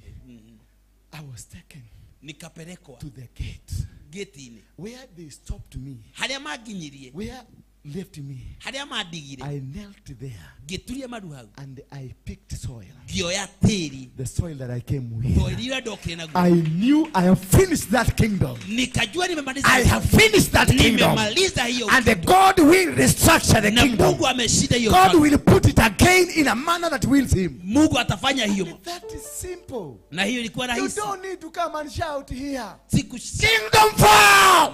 I am bringing down the kingdom. You don't shout. You need to do a spiritual walk. Ni kufanya mambo ya You kutembea just do a spiritual walk. mambo ya kiroho. And this is what God told Joshua. Na hivyo ndivyo Mungu alimwambia. Where you will mahali utakapokanyaga. where your leg will. Mahali Mungu wako utakanyaga. And this.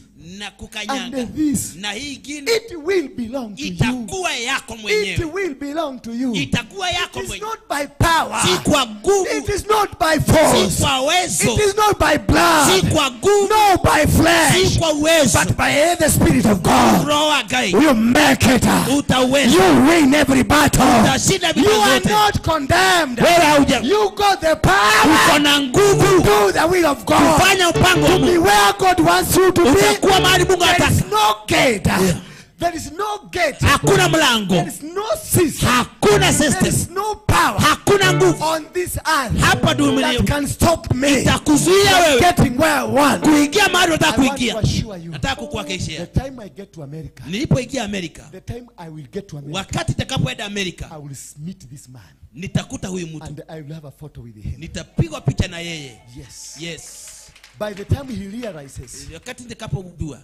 By the time he realizes, kabla hajaelewa, I will be back in Kenya. nitakuwa ninarudi Kenya. And I will have done what I will have done. Na nitakuwa nimefanya kile nitakachokuwa nimefanya. And this is only what you need. Na hicho ndicho unachohitaji. You don't need ngumi. Tunafatara guti. You don't need a gun. Hauhitaji mkuki. You don't need a weapon. Hautaki silaha. You are a weapon yourself. Wewe ni silaha. Yourself, you are a weapon. Wewe kidokea bara. Only need unahitaji to live the way God wants you to live. Kuishi maisha ya kiungu. And to do what God wants you to na do. kufanya kenye Mungu anataka. To be in a place where God wants you to na be. kuwa mahali Mungu anataka. To be in the systems of God where na God kuwa wants you to be. mpango wa Mungu. The rest is history. Mambo haya mengine the rest will be history. Mambo haya God will make you invisible. Mungu atakufanya God will make you invisible. Mungu atakufanya and then you will walk through them. na utapita. And then you will do through them. na utafanya kila and they will not be able to see you. wataweza kukuona. They will be talking about you. wataongea they will be shouting about you. kushautia. But they cannot stop you.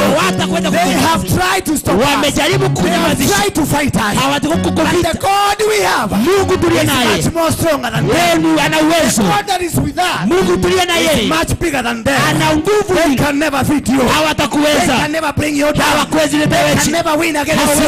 If only you understand yourself. utaelewa wewe. If only ila tu you understand the inner. ujielewe wewe. You understand your DNA. ukijielewa If you DNA understand the power behind you. ukijielewa nguvu. They can't with you. That is what God wants you. Hicho ndicho Mungu anahitaji. You are a vessel. Wewe ni chombo that is supposed to be used. Unapaswa kutumika. But because you don't understand who you are. Noto umenya gawe. You don't understand where you came from. You don't understand the power behind you. That is why you are suffering. Nobody amongst you. Nobody amongst you who is supposed to be poor. None of you that is supposed to be poor. None of you that you are supposed to be poor. Already you are richer. Already you have the power. Already you have the control. Already you have the dominion. Already you need to subdue that. And that is what you need. Become strong. The Bible says in the book of Joshua. Chapter number 1. Be strong and be courageous. I am going with you. God told Moses, I will be with you. God told Jeremiah, I'm not going to abandon you. I'm not going to abandon you. He told Isaiah, just make a walk. I will walk with you. When the day you discover what kind of a person you are, and you will understand your territories, and understand whatever that you need to be what is supposed of you. One thing I want to tell you, nobody on earth, no atomic energy on earth, no atomic energy, atomic bomb, nobody, no power can be able to stop you. Tell your neighbor, I am not stoppable.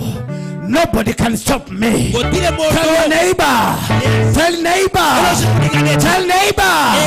I have the power, I have the energy, I have the energy, I have the frequencies to win any battle, to conquer them, to destroy them, and to bring every territory that I will bring.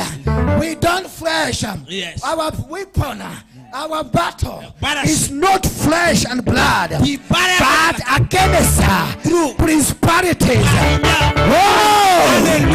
against powers of darkness, against forces of darkness. The moment you understand, a Freemason person will never shake you because you're above them. The moment you understand that, that witch of a family, that witch of a family will not be able to touch you because already you are fire. Once you activate the frequencies in you activate the power of God in you. I want to assure you, watakuona wanakuangalia, hawatajua kule unaenda, watakuona tu ukipita, hawatakuelewa, utapita katikati yao, they will not be able to understand you, hawatakuelewa, maana wewe si wa kawaida. You are not a human being. You are an angel. You got the power. You got the authority. And every force is honor. Hallelujah.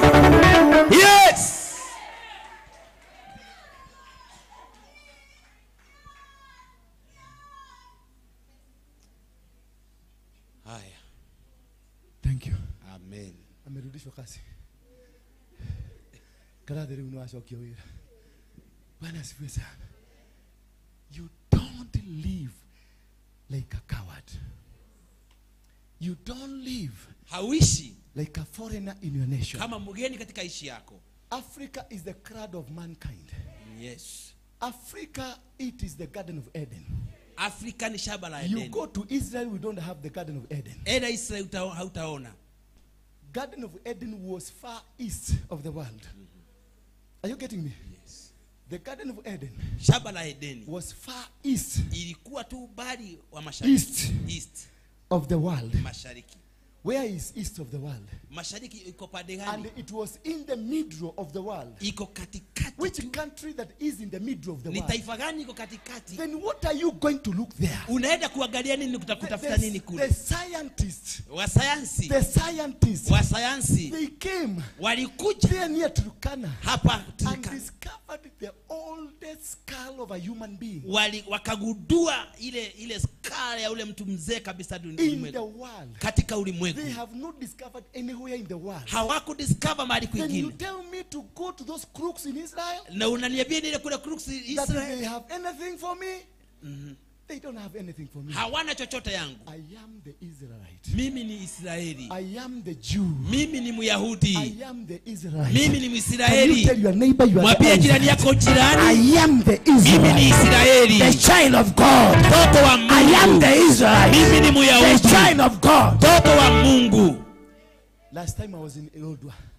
Last nilikuwa Lodwa. I happened to travel to Lodwa. Nilienda Lodwa. And the thing that took me, kile kilichonipeleka, I didn't reveal it to the people that hosted me. Sikurifeel kwa wale watu walinialika. Because if I had revealed to them, kama niliwafunulia wao, they would have been confused completely. Wangechanganyikiwa kabisa. Because they thought walifikiria I had gone for their mission. Maybe nilienda kwa mission yao. I yao. was on a different mission. Mimi nilikuwa kwa mission tofauti na hiyo. You know what I told them? Unajua niliwaambia nini? I don't want to sleep in the house. Sitaki kulala kwa nyumba. I want to sleep outside. Nataka kulala nje. And they brought a bed outside. Wakaita kitanda nje. With a mosquito net outside. Na mosquito net nje. Because there is an energy. Kwa sababu kuna and a frequency. Na nguvu. An energy. Na energy nguvu. And a frequency.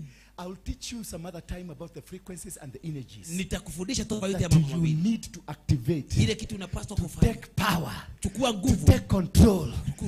To move the way God wants you to move. Na kufanya kenye Mungu anataka ufanye. Before Jesus started preaching, kabla Yesu aanze kuhubiri, when he disappeared, he went to India. India. He went to nations. Alienda nations. When he was coming back, do you know Jesus is the owner or the founder of Kapila Vastu? Unajua Yesu ndiye founder wa Kapila Vastu. Sema Kapila Vastu. Kapila Vastu. Do you know Jesus is the founder of Buddhism? Unajua Yesu ndiye founder wa Buddhism. Jesus is the head of all these religions. Yesu ndiye founder wa hizo zote. Jesus was a philosopher. Jesus is a philosopher. Sema philosopher. Alikuwa mwanafilosofia. He's one person that did religion. Yeye ndiye alifanya dini. He studied religion. Yeye ndiye alianza mambo na dini. He studied humanity. Alianza utu. He studied everything. Ajili kila kitu. And that is why even today, no other name is above him. It is his only name that is above. So when I made some route, some plan to go to Lodwa, I was given a big vehicle. Somebody became my driver. Took me to where are the refugees? Kakuma. I went to Kakuma. I told them I want to see the refugees. Just tell me, why would I be see? What was important for me to see the refugees? But I wanted to see the refugees. Because they are mountains. Once you land at the airport, there are mountains. Just behind the airport. You look at the mountain. There is a cross on the mountain. Kuna msalaba kwa mlima. The one that is in Rio de Janeiro. Ambao iko Rio de Janeiro. The one that is in Brazil. Ambao iko Brazil. There are Catholic missions kuna Catholic mission huko there at the mountain. huko mlimani, And in that mountain, na kwa ule mlima there are sacred places kuna mambo ya siri where people of Turkana cannot go watu wa Turkana hawezi because it's enda not part of Kenya. kwa sababu si sehemu ya It was Kenya. captured by the Vatican. Ilichukua na Vatican, They produce wine there wakafanya and they take it to Vatican straight. wakapeleka Vatican. It is not about the Vatican. Si kwa bana tu It is not Vatican. about the wines, Si kwa sababu ya wine but tu. it is a sacred place Ni mambo ya siri, where frequencies of power are nguvu activated. ambazo zilifanyika pale. That is where the secrets Mambo ya siri of the na frequencies, frequencies mahinyana, mahinya maroho, na maro where they are activated from. ilifanyika. When Kenyatta was arrested, Lilia Kenyatta anyitirwo he was taken that side. alipelekwa kule For him to become the president, he niguo akatuike was president taken to those mountains. atwarirwo irima inaishi And that is where he was locked for 7 kuu years. ndikuo ohirwo You miaka come to Lodwar town uke Lodwar town where there is a court mahali kwene and a police station. na police There is station a wall there kwena which ruviko was constructed by Kenyatta iliyojengwa na Kenyatta as a prisoner. akiwa So prisoner. the reason Kenyatta was taken there, Kile atimile Kenyatta agatoro it kule is the energy behind that rules Kenya. ni nguvu zinazotawala Kenya. Because Kenya is ruled, the world is ruled by frequencies that are hidden in mountains. Kenya ama ulimwengu inatawaliwa na hizo That nguvu. is why Mount Kenya is so important to everybody in the world. Nikio Kenya mauti Kenya ni important And kula that is doze. why the Nyandarua, Nanjora Ranges are so important. Abadea Regis. And that is why Ngong Hills is very Ata important. Ngong And that's why Mount Rongonot is very important. hata Mount And Elgon. that's why Kachariba is very important. Because they are mountains Kotodo ni ilima that have frequencies. ziko na uwezo. Before the pharaohs became the pharaoh, Farao atanatuka Farao. they had to come to Mount Kenya. Abide uka Mount Kenya. They had to come Walikuwa wanakuja Mount for Kenya. them to be given the power. Niguo moke mahayo They hinya. used to come to Mount Kenya Moka ga Mount Kenya. through the Lodwar, Magari ile Lodwar. through the mountains of Lodwar. Ile maine cia Then Lodwar. they will come Mashoke moke then to the Mount Kenya. Mount Kenya. Then they take the white chalk Makwa shoka that is in Mount Kenya. ambayo iko katika The Mount Kenya. Gikoyo said Ira. Gikuyu mauga magitaga ira. And that's where they pick the power from. Makoe hau niho moire hinya. But the story is here. No uhoro wi haha.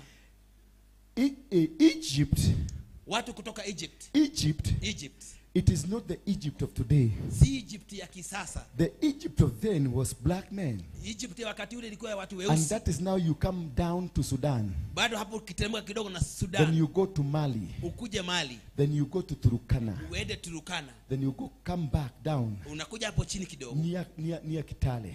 Kitale. That is what the land that was Egypt. Hiyo ndio land ambayo ilikuwa This Egypt. is a land Hiyo ndio sehemu that is in the Bible katika Bible. where the children of Israel Watoto wa Israeli moved around walisuguka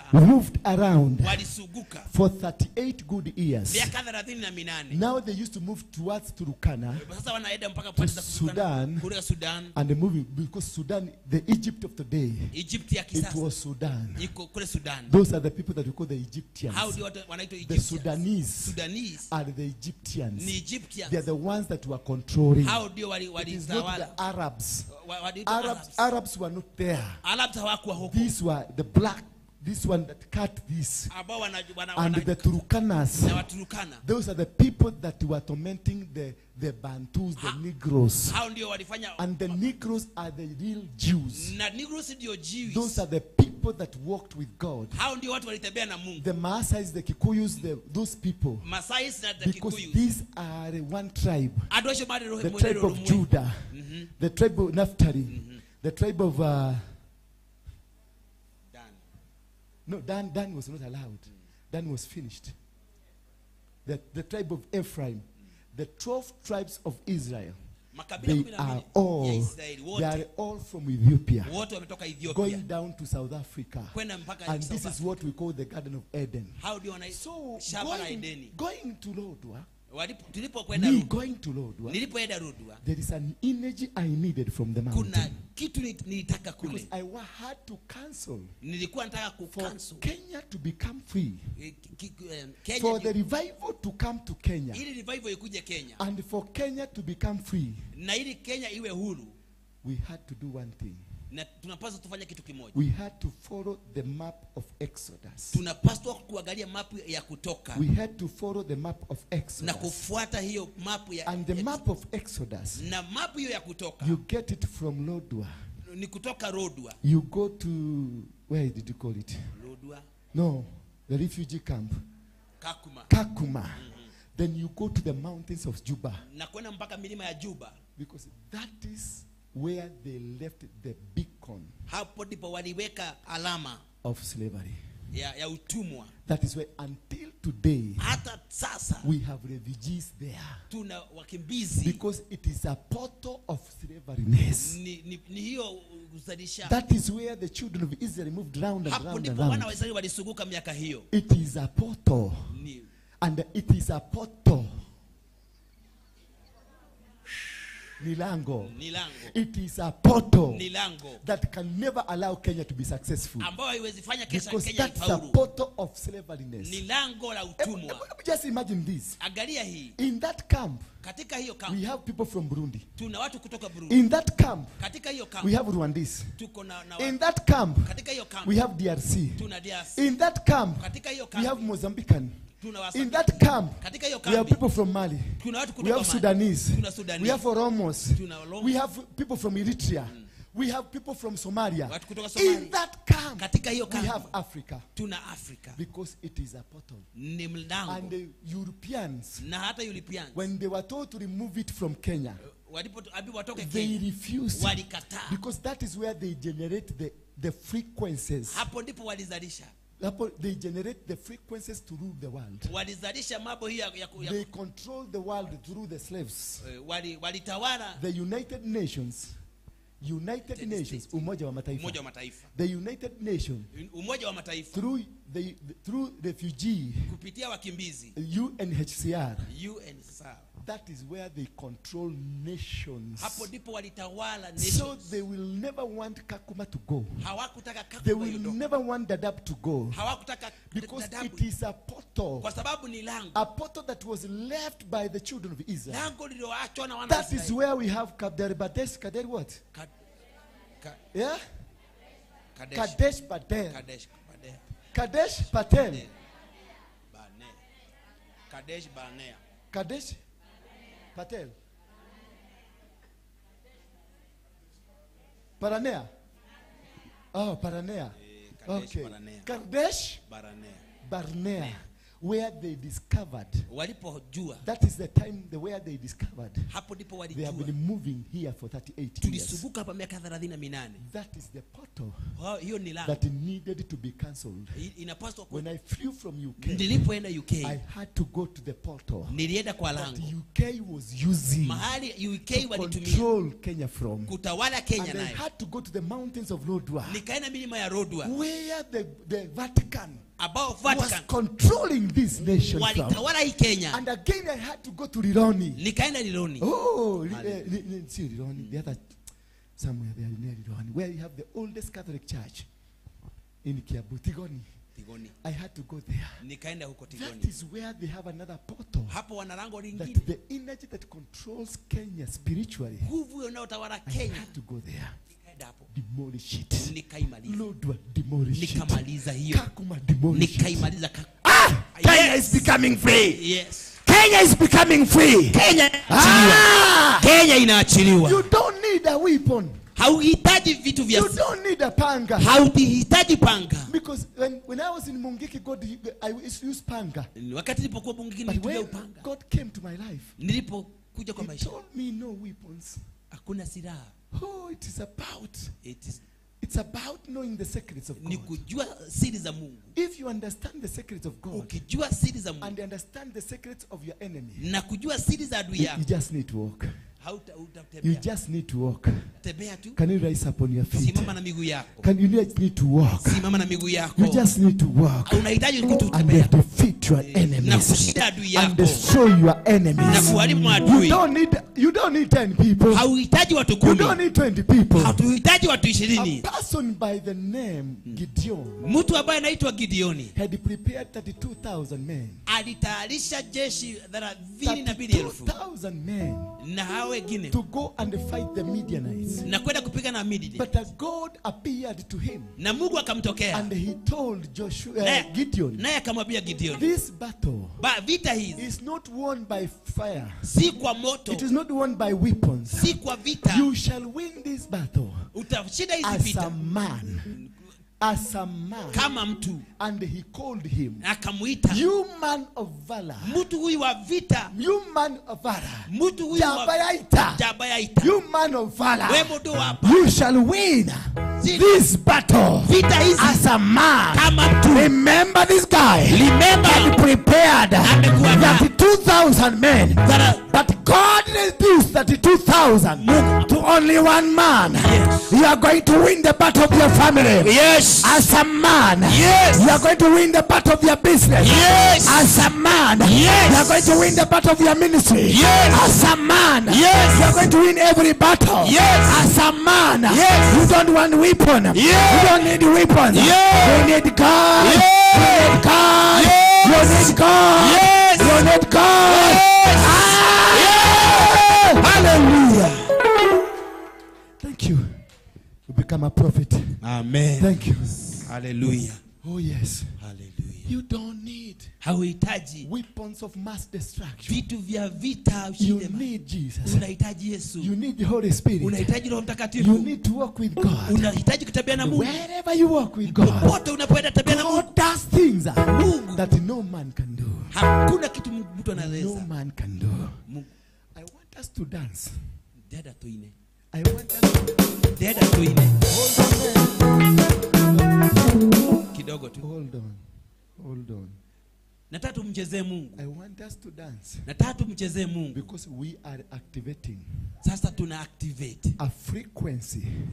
nguvu. We are activating Tunafanya a frequency that will set Kenya free. ambayo itafanya Kenya kuwa free. Right today. Kutoka leo. Right today from today. Kutoka leo. Going forward. Kuendelea mbele. And do you know why Ojwang was to be killed? Unajua kwa nini Ojwang akapagwa kuuawa? They wanted blood. Walihitaji damu. They were chokosaring Kenyans. Walichokoza So Kenya. they were chokosaring. Walikuwa na chokoza tu. So that Kenya can come to the streets Kenya wakuja kwa and be killed. na wauawe. So they get the blood Ili wapate to damu. stop the activation of today. Amen. But God, when I saw that, Nilipoona hivyo, I went live on Bethel. nikaenda live kwa Bethel. And I prayed. Nikaomba. I cancelled every blood. Nikacancel kila. I cancelled every weapon. I arrested them. I conquered them. I conquered them. I told them. Yes. We shall rule them. Tutawatawala. We shall rule them. Tutawatawala. They are waiting us to die. Wanagoja tufe. They are not going to die. Na hatutakufa. No. I'm saying this. Yes. They are waiting for us to die. Wanagoja tufe. We are not going to pray for them to die. Hatutawaombea wafe. For them are praying for us to die. Niliwaombea wafe. For me, I'm praying them to be there. Niliwaombea wawe hapo. And we have instructed fundis. We have instructed fundis. Tumeagiza mafundi to start building a table. Kutengeneza mameza. We have instructed tumetafuta mafundi to build a table. Kutenga mameza. Si mameza, to build a table. Kutengeneza meza. To build a table. Kutengeneza meza. So that we will be on this side. Tutakuwa pande hii. And they will be on this side. Tutakuwa pande hii. As you are going to be blessed. Tutakapokuwa tumebarikiwa. Watatuona tukibarikiwa.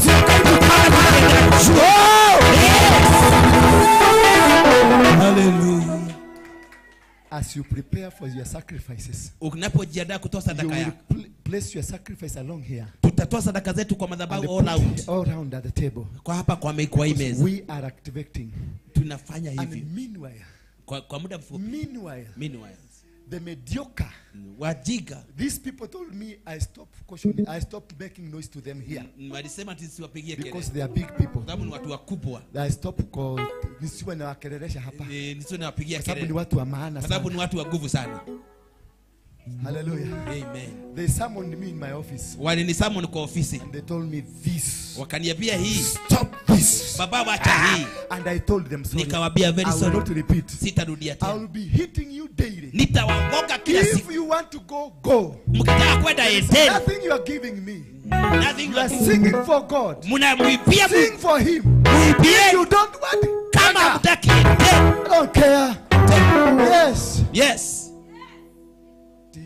Tuweke kitu. Haya.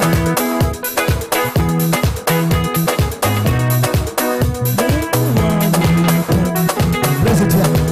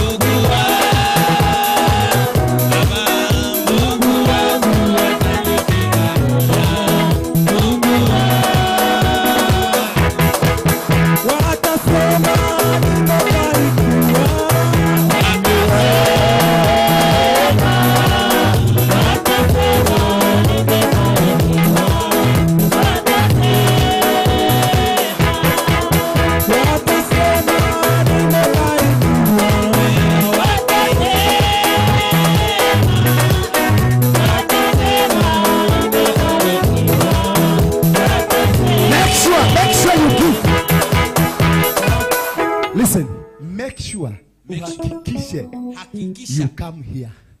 It doesn't matter what you have. Make sure if you're in this room. No, make sure. If you're in this room, participate. Because we are activating. And those with their children, give your children something to come and bring here. We must do like Esther did. When he told Mordecai that he go out there and tell people to fast. Tell your goats to fast. Tell your dogs to fast. And me, I am going inside. If I die, I die. If I die, I die. We must capture. We must conquer. Today is the day. I want you to dance. I want you to jump. I want you to make your noise. I want you to make the things.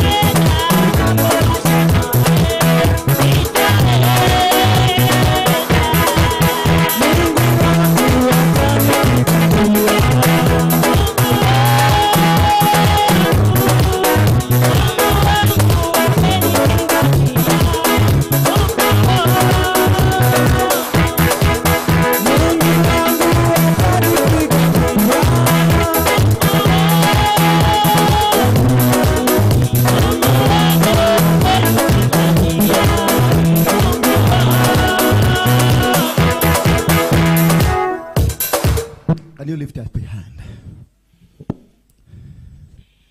Just lift up like you want to lift. Lift up your two hands like you want to lift. Oh, but on let. Yes, thank you. God bless you. I want to activate the portal. Malango. The portal Malango.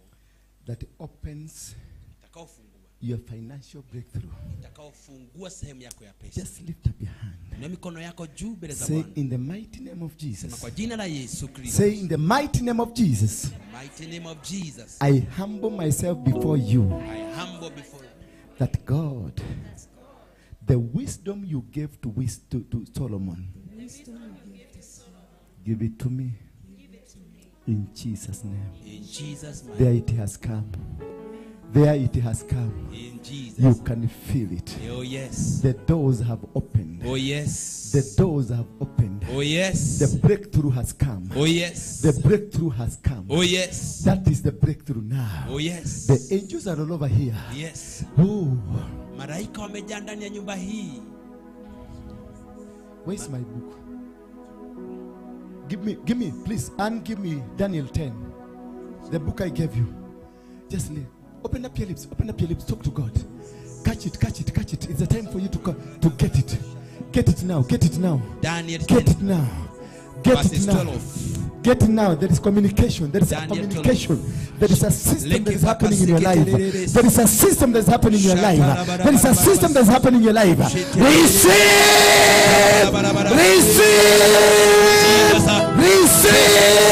Somebody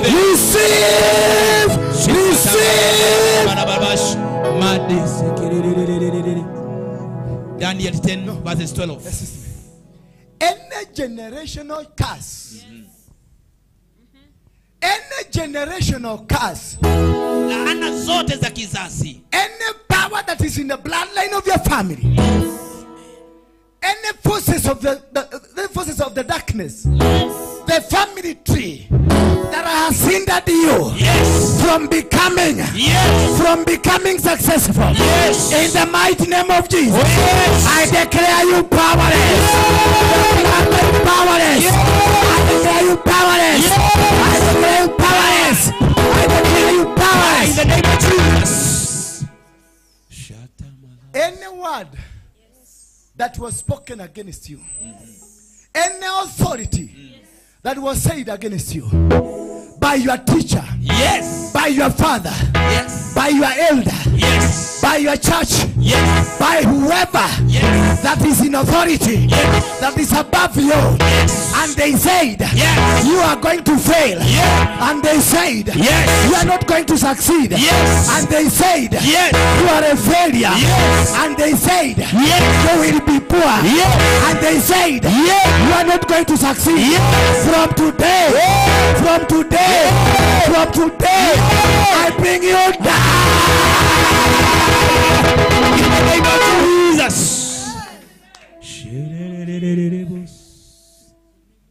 Jesus. The spirit of witchcraft that was connected to you by your grandparents, that was connected to you by the land you came from, that was connected to you by ancestral spirits. Any witchcraft that was connected to you by your husband or wife, that was connected to you by your children, that was connected to you by the powers that are, from today, from today, from today, you are powerless.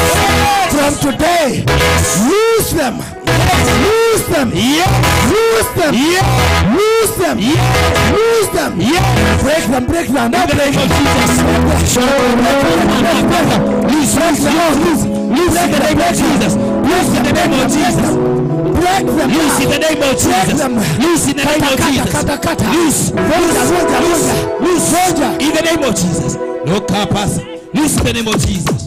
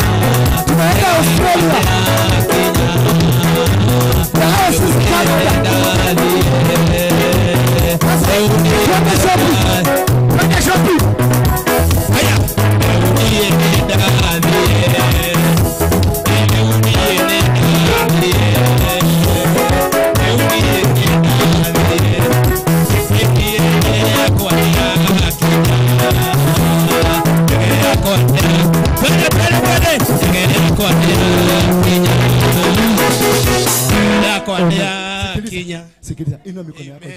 Wachana na huyu. Huyu ametoka Goyothi. Ametoka Dodoli, wachana yeye. Tunamuelewa. Amen. Sasa shika mwenzako mkono. Shika mwenzako mkono.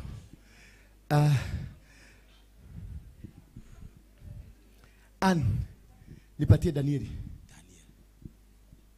Nipatie Kiswahili tafadhali haraka. Kisha unipatie Isaia 45 ukitoka Danieli. Harakisha Kiswahili. Hawa watu wa kusoma. Hiyo ndio shida ninakuwa nayo. Mungu anipatie watu wajasoma. Lakini nitawasomesha mtasoma. Si ndio? Wewe bado wameona Qur'an kwa dole magego. Harakisha Kiswahili. Kiswahili. Na muthome mutithida tugicejejegia ha. Una nikariganĩirwo. Akwa Marienda. Najua nataka kusoma Kiswahili ndio nishirikishe.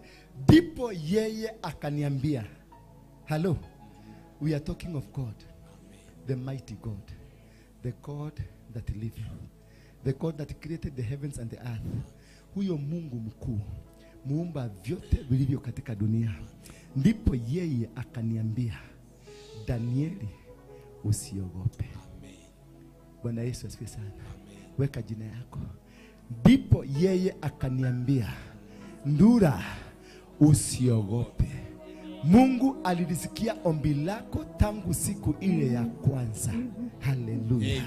Eti ya kwamba tangu ile siku tulianza safari hii, Mungu alitusikia. Mungu alitusikia. Oh, yes. Na kwa hiyo ninaachilia baraka zako.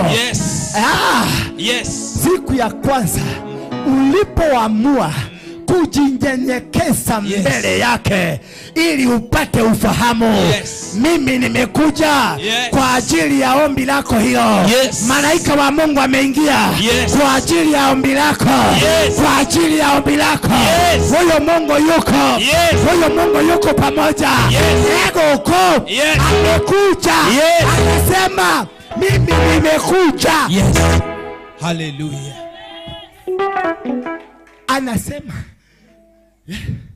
sio kama mnanielewa. Ndipo yeye akaniambia. Nani? Ndipo yeye ni nani? Mungu. Ndipo yeye. Wewe ni Mungu. Ndipo yeye Mungu akaniambia mimi. Halo. Ndipo yeye akaniambia usiogope. Nataka kuambia mtu mmoja hapa, usiogope. Mungu yuko pamoja na wewe. Umeshinda vita. Waliokuzuia wameporomoka. Waliopigana na wewe wameporomoka. Waliopangia mambo mabaya wameporomoka. Umasikini umeporomoka. Magonjwa yameporomoka. Madharau imeporomoka. Kanisa limeinuka. Kanisa limeinuka.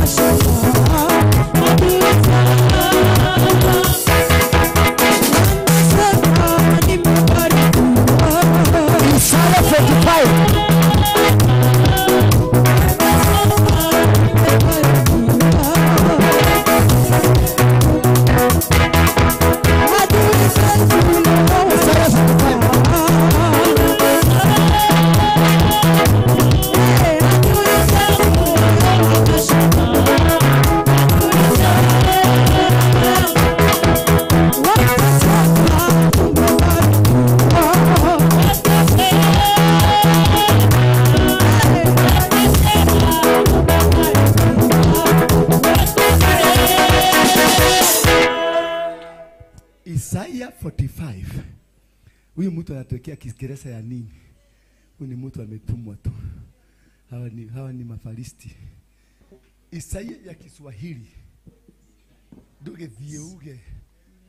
Imeletwa. Sikiliza sasa. Shika mwenzako mkono. Umwambie inasema hivi. Mwenyezi Mungu asema hivi juu ya Koreshi, wewe ni mfalme. Sasa ondoa Koreshi. Sasa ondoa Koreshi. Weka jina yako. Oka jina ya huyo. Mwenyezi Mungu asema hivi juu ya Ndura, wewe ni mfalme wangu niliyekuteua. Mimi naitegemeza.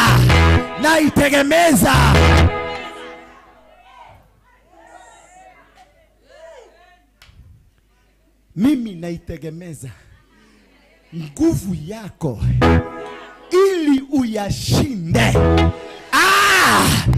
mataifa mbele yako na kuzivunja nguvu za wafalme. Mimi nayafungua malango ya mji mbele yako na hakuna lango litakalofungwa.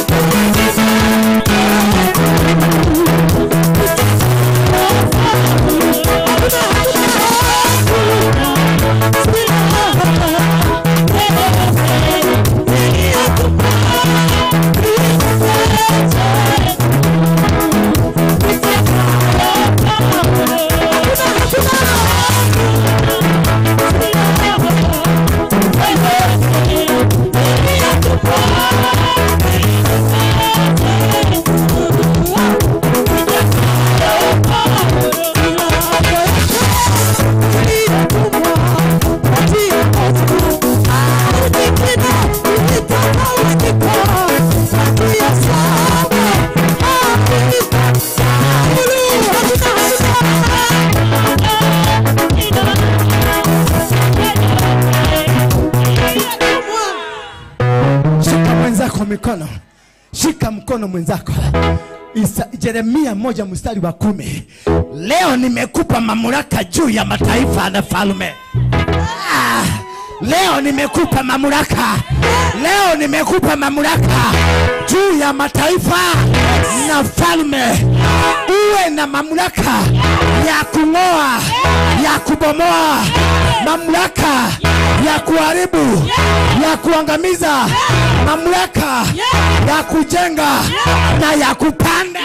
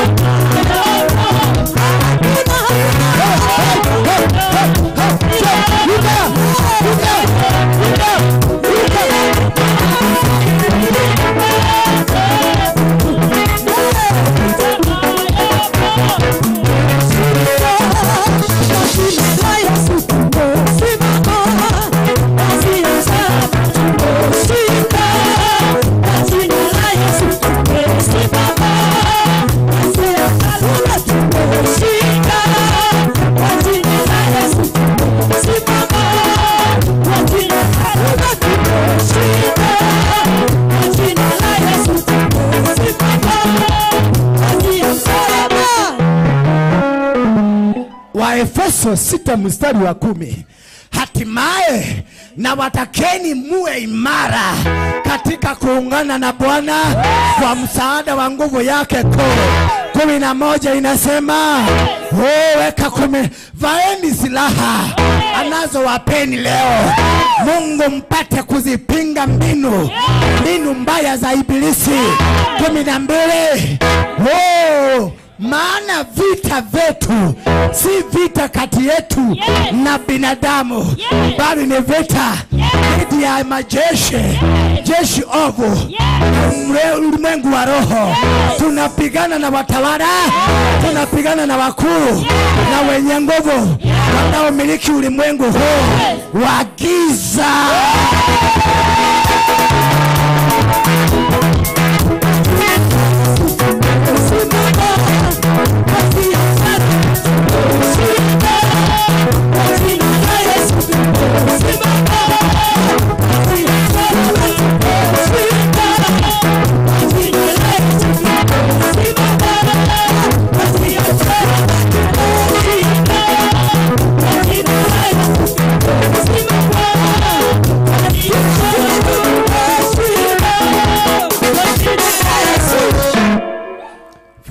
Fungua kinywa chako. Fungua kinywa chako. Bingu imefunguka. Connect na Mungu. Mungu, wakati bingu ilifungukia Solomon, Mungu aliteremka akamuuliza, niambie unachokitaka. Sasa hivi bingu imefunguka. Mwambie Mungu unachokitaka. Na kimeteremka. Inahitaji connection tu. You need just a connection. Unahitaji connection. Just connect yourself. Connect yourself. Connect yourself. Financial breakthrough, marriage, ministry. Kila kitu unachokitaka kimekuja. Maana wafalme wa giza wamesambaratika. Wafalme wa giza wameanguka, wamemarika. Ora bashanda baba bababorianda. Riako robobozeria. Huyo Mungu already ametenda. Huyu Mungu ametenda. Huyu Mungu ametenda. Huyu Mungu ametenda. Huyu Mungu ametenda. Huyu Mungu ametenda, ametenda. This is a righteous God. This is a righteous God. This is a righteous God. Ne gayo ekaga, gayo kinyanageria, gayo hotanaga, gayo dia.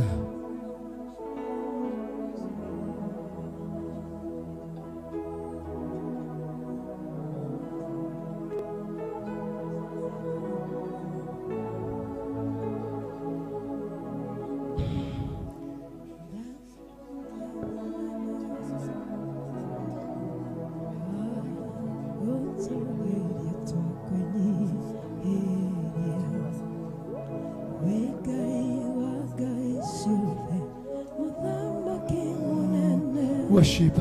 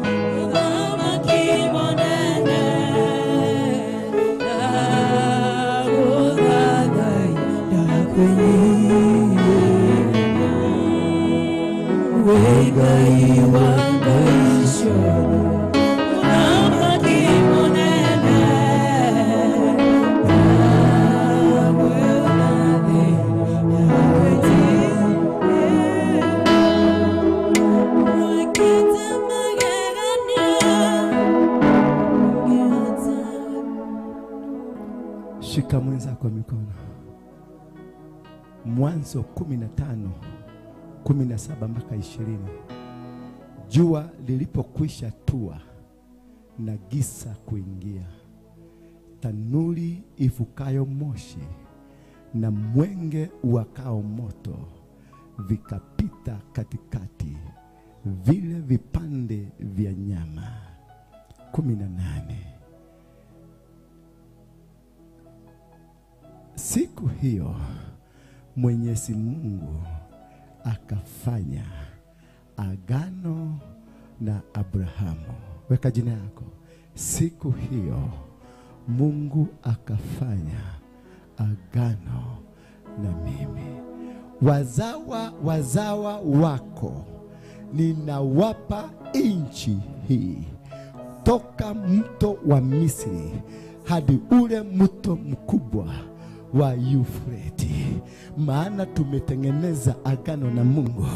Mungu already ametupatia promise ya kwamba nchi hii utaimiliki. Nchi hii utaimiliki. Nchi hii utaimiliki. Nchi hii utaimiliki. Nchi hii utaimiliki. Utamiliki. Utamiliki. 19. Kumbe Mungu alikuwa atufanyie mambo makubwa leo. 19 sema, yaani nchi za Wakenani, za Wakenizi, za Wakodomoni, nchi, tuendelee haraka mami. Atawapokonya 20, atawapokonya hawa watu, atawanyaganya.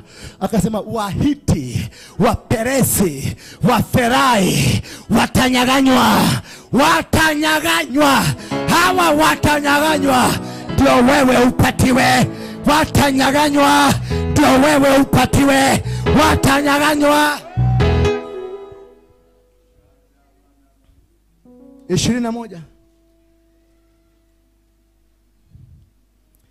Waamori, Wahiti, mpaka Wakanani, Wagirigashi na Wayebusi, maadui katika maisha yako kutoka leo wameondolewa. Maana umefanya agano na Mungu. You have made a covenant with God. Receive the covenant now. Receive the mark of the covenant. Receive the mark of the covenant.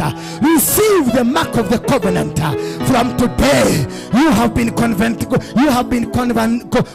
have a covenant with God. Say my amen.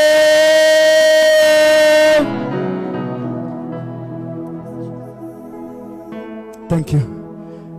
Tumepita. Kaa chini sasa. Kaa chini. Kaa chini. Bwana Yesu asifiwe sana. Kako wapi kaka mtu? Kuja. Simama hapa. Bwana Yesu asifiwe sana. Tumekuwa na msururu wa vita za kifo. Bwana Yesu asifiwe sana. Kutoka mamangu afe, kuna watu kadhaa hapa wamepoteza watu wao. Tulikuwa na Apostle Lucy, bwana yake aliaga. Amekuwa hospitalini kwa muda mrefu akiwa na ugua. Alikuwa anafanya dialysis. Lakini wakati wake ulifika akaondoka.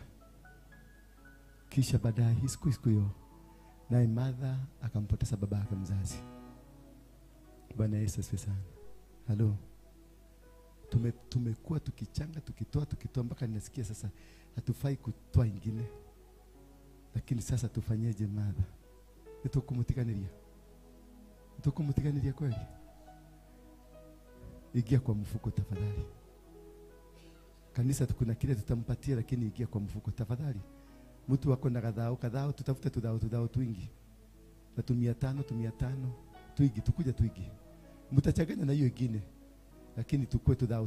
Kupata tudhao kama tuwili tutatu kwa pamoja kwa mpigo mmoja mnaweza kibisa hapa tu kibiseni tu. Mungekuwa mshafika hapa.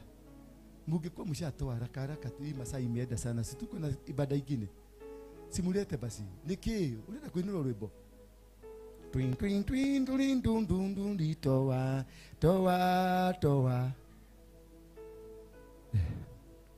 Hii ndio kitu kama hii rangi ya pesa. Utatamesha tu gege. Harakisheni hata hiyo 150 lete. Ishi. Tutirathondeka WhatsApp group. Gutire WhatsApp group turathondeka. Wako tutikumuteithia kumuthika haha ri. Mse hii ni yako na msema ni yako peke yako.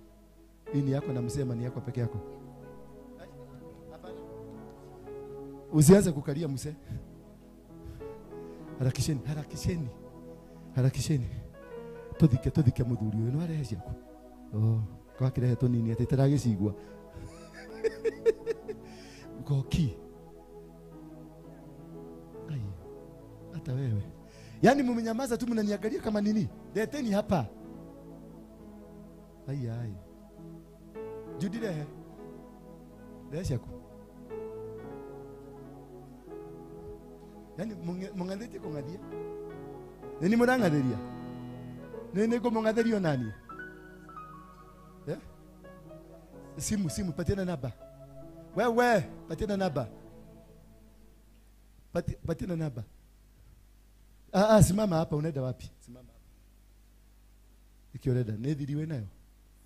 We, leteni pesa. Amuleti ama nyinyi wa simu? Nyinyi wote ni wa simu? Tukiambiwa ni simu. 0728 52 64 12. Rudia pole kama mtu amesoma. 0728 Modoga 07 aje 07 0728 07 aje 07 28 52 64 12. Yes. Rudia tena. Mother Mogo 07 07 28 52 64 12. Wewe mwalimu umeweka uniashoga ona dakinya atorogoka nezukari no adira kuma mothe ne kurutete cia thimu. Okay. Ona umuthe ne matha no rucio keidi murangenirie urenda njoke ereti kiaraga no ndaike tabrukia mbeca icio no ici cingoje ta mutumia wa thoko soja yotete baba itu yo ndeheire already mami witu mwathani agocwo nikuruta ciaridi ehithaga no itoka citiendaga kwĩonania itoka citiendaga kwĩonania umetoa aise mam wewe toa umepea nani ako ka 50 kamekuja wewe teka umetoa hegetoka gĩakwa gĩkoragwo haha uzimele toa Aisha ado adagureti message nyone message nyone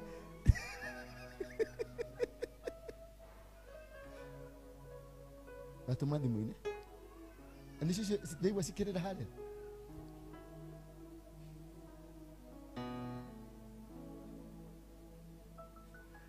we have rich people around us, good people of God. Amen. Amen. Na yako?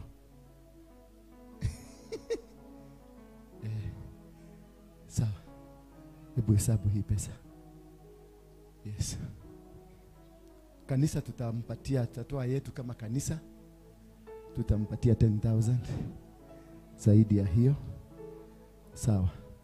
Niogo. Ndugu ikarede. Mungu awabariki. Mazishi ni ya nini? Tuesday wapi? Yeah? Dedero niko. Kenya? Yeah, umite na Ruaka. Oh. Okay. So wale ambao unaweza patikana Tuesday tutampeleka tuende tumwakilishe, si ndio? Wacha tukue na unity. Watu wanajulikananga wako na unity wakati kumetokea disaster. That is when you know whether you have a team or you have fake people. Bwana Yesu asifiwe sana. Kwa hivyo wamama muojiorganize. Huyu ni mama mwezenu, muangalie venye tutaenda. Yetu muone Roda huyu. Roda simama hapa wakuone. Muone huyu Roda. Basi wale watu wanataka kumpeleka mujiandikishe ndio tujue namna gani. So I have Kego kuja. Tumemaliza mahubiri kanisa, tumemaliza. Mr. Kego kuja hapa. Mr. Kego, najua tumekuwa na ka challenge kidogo kwa wale watu wa Besima. Sema Besima. Besima ni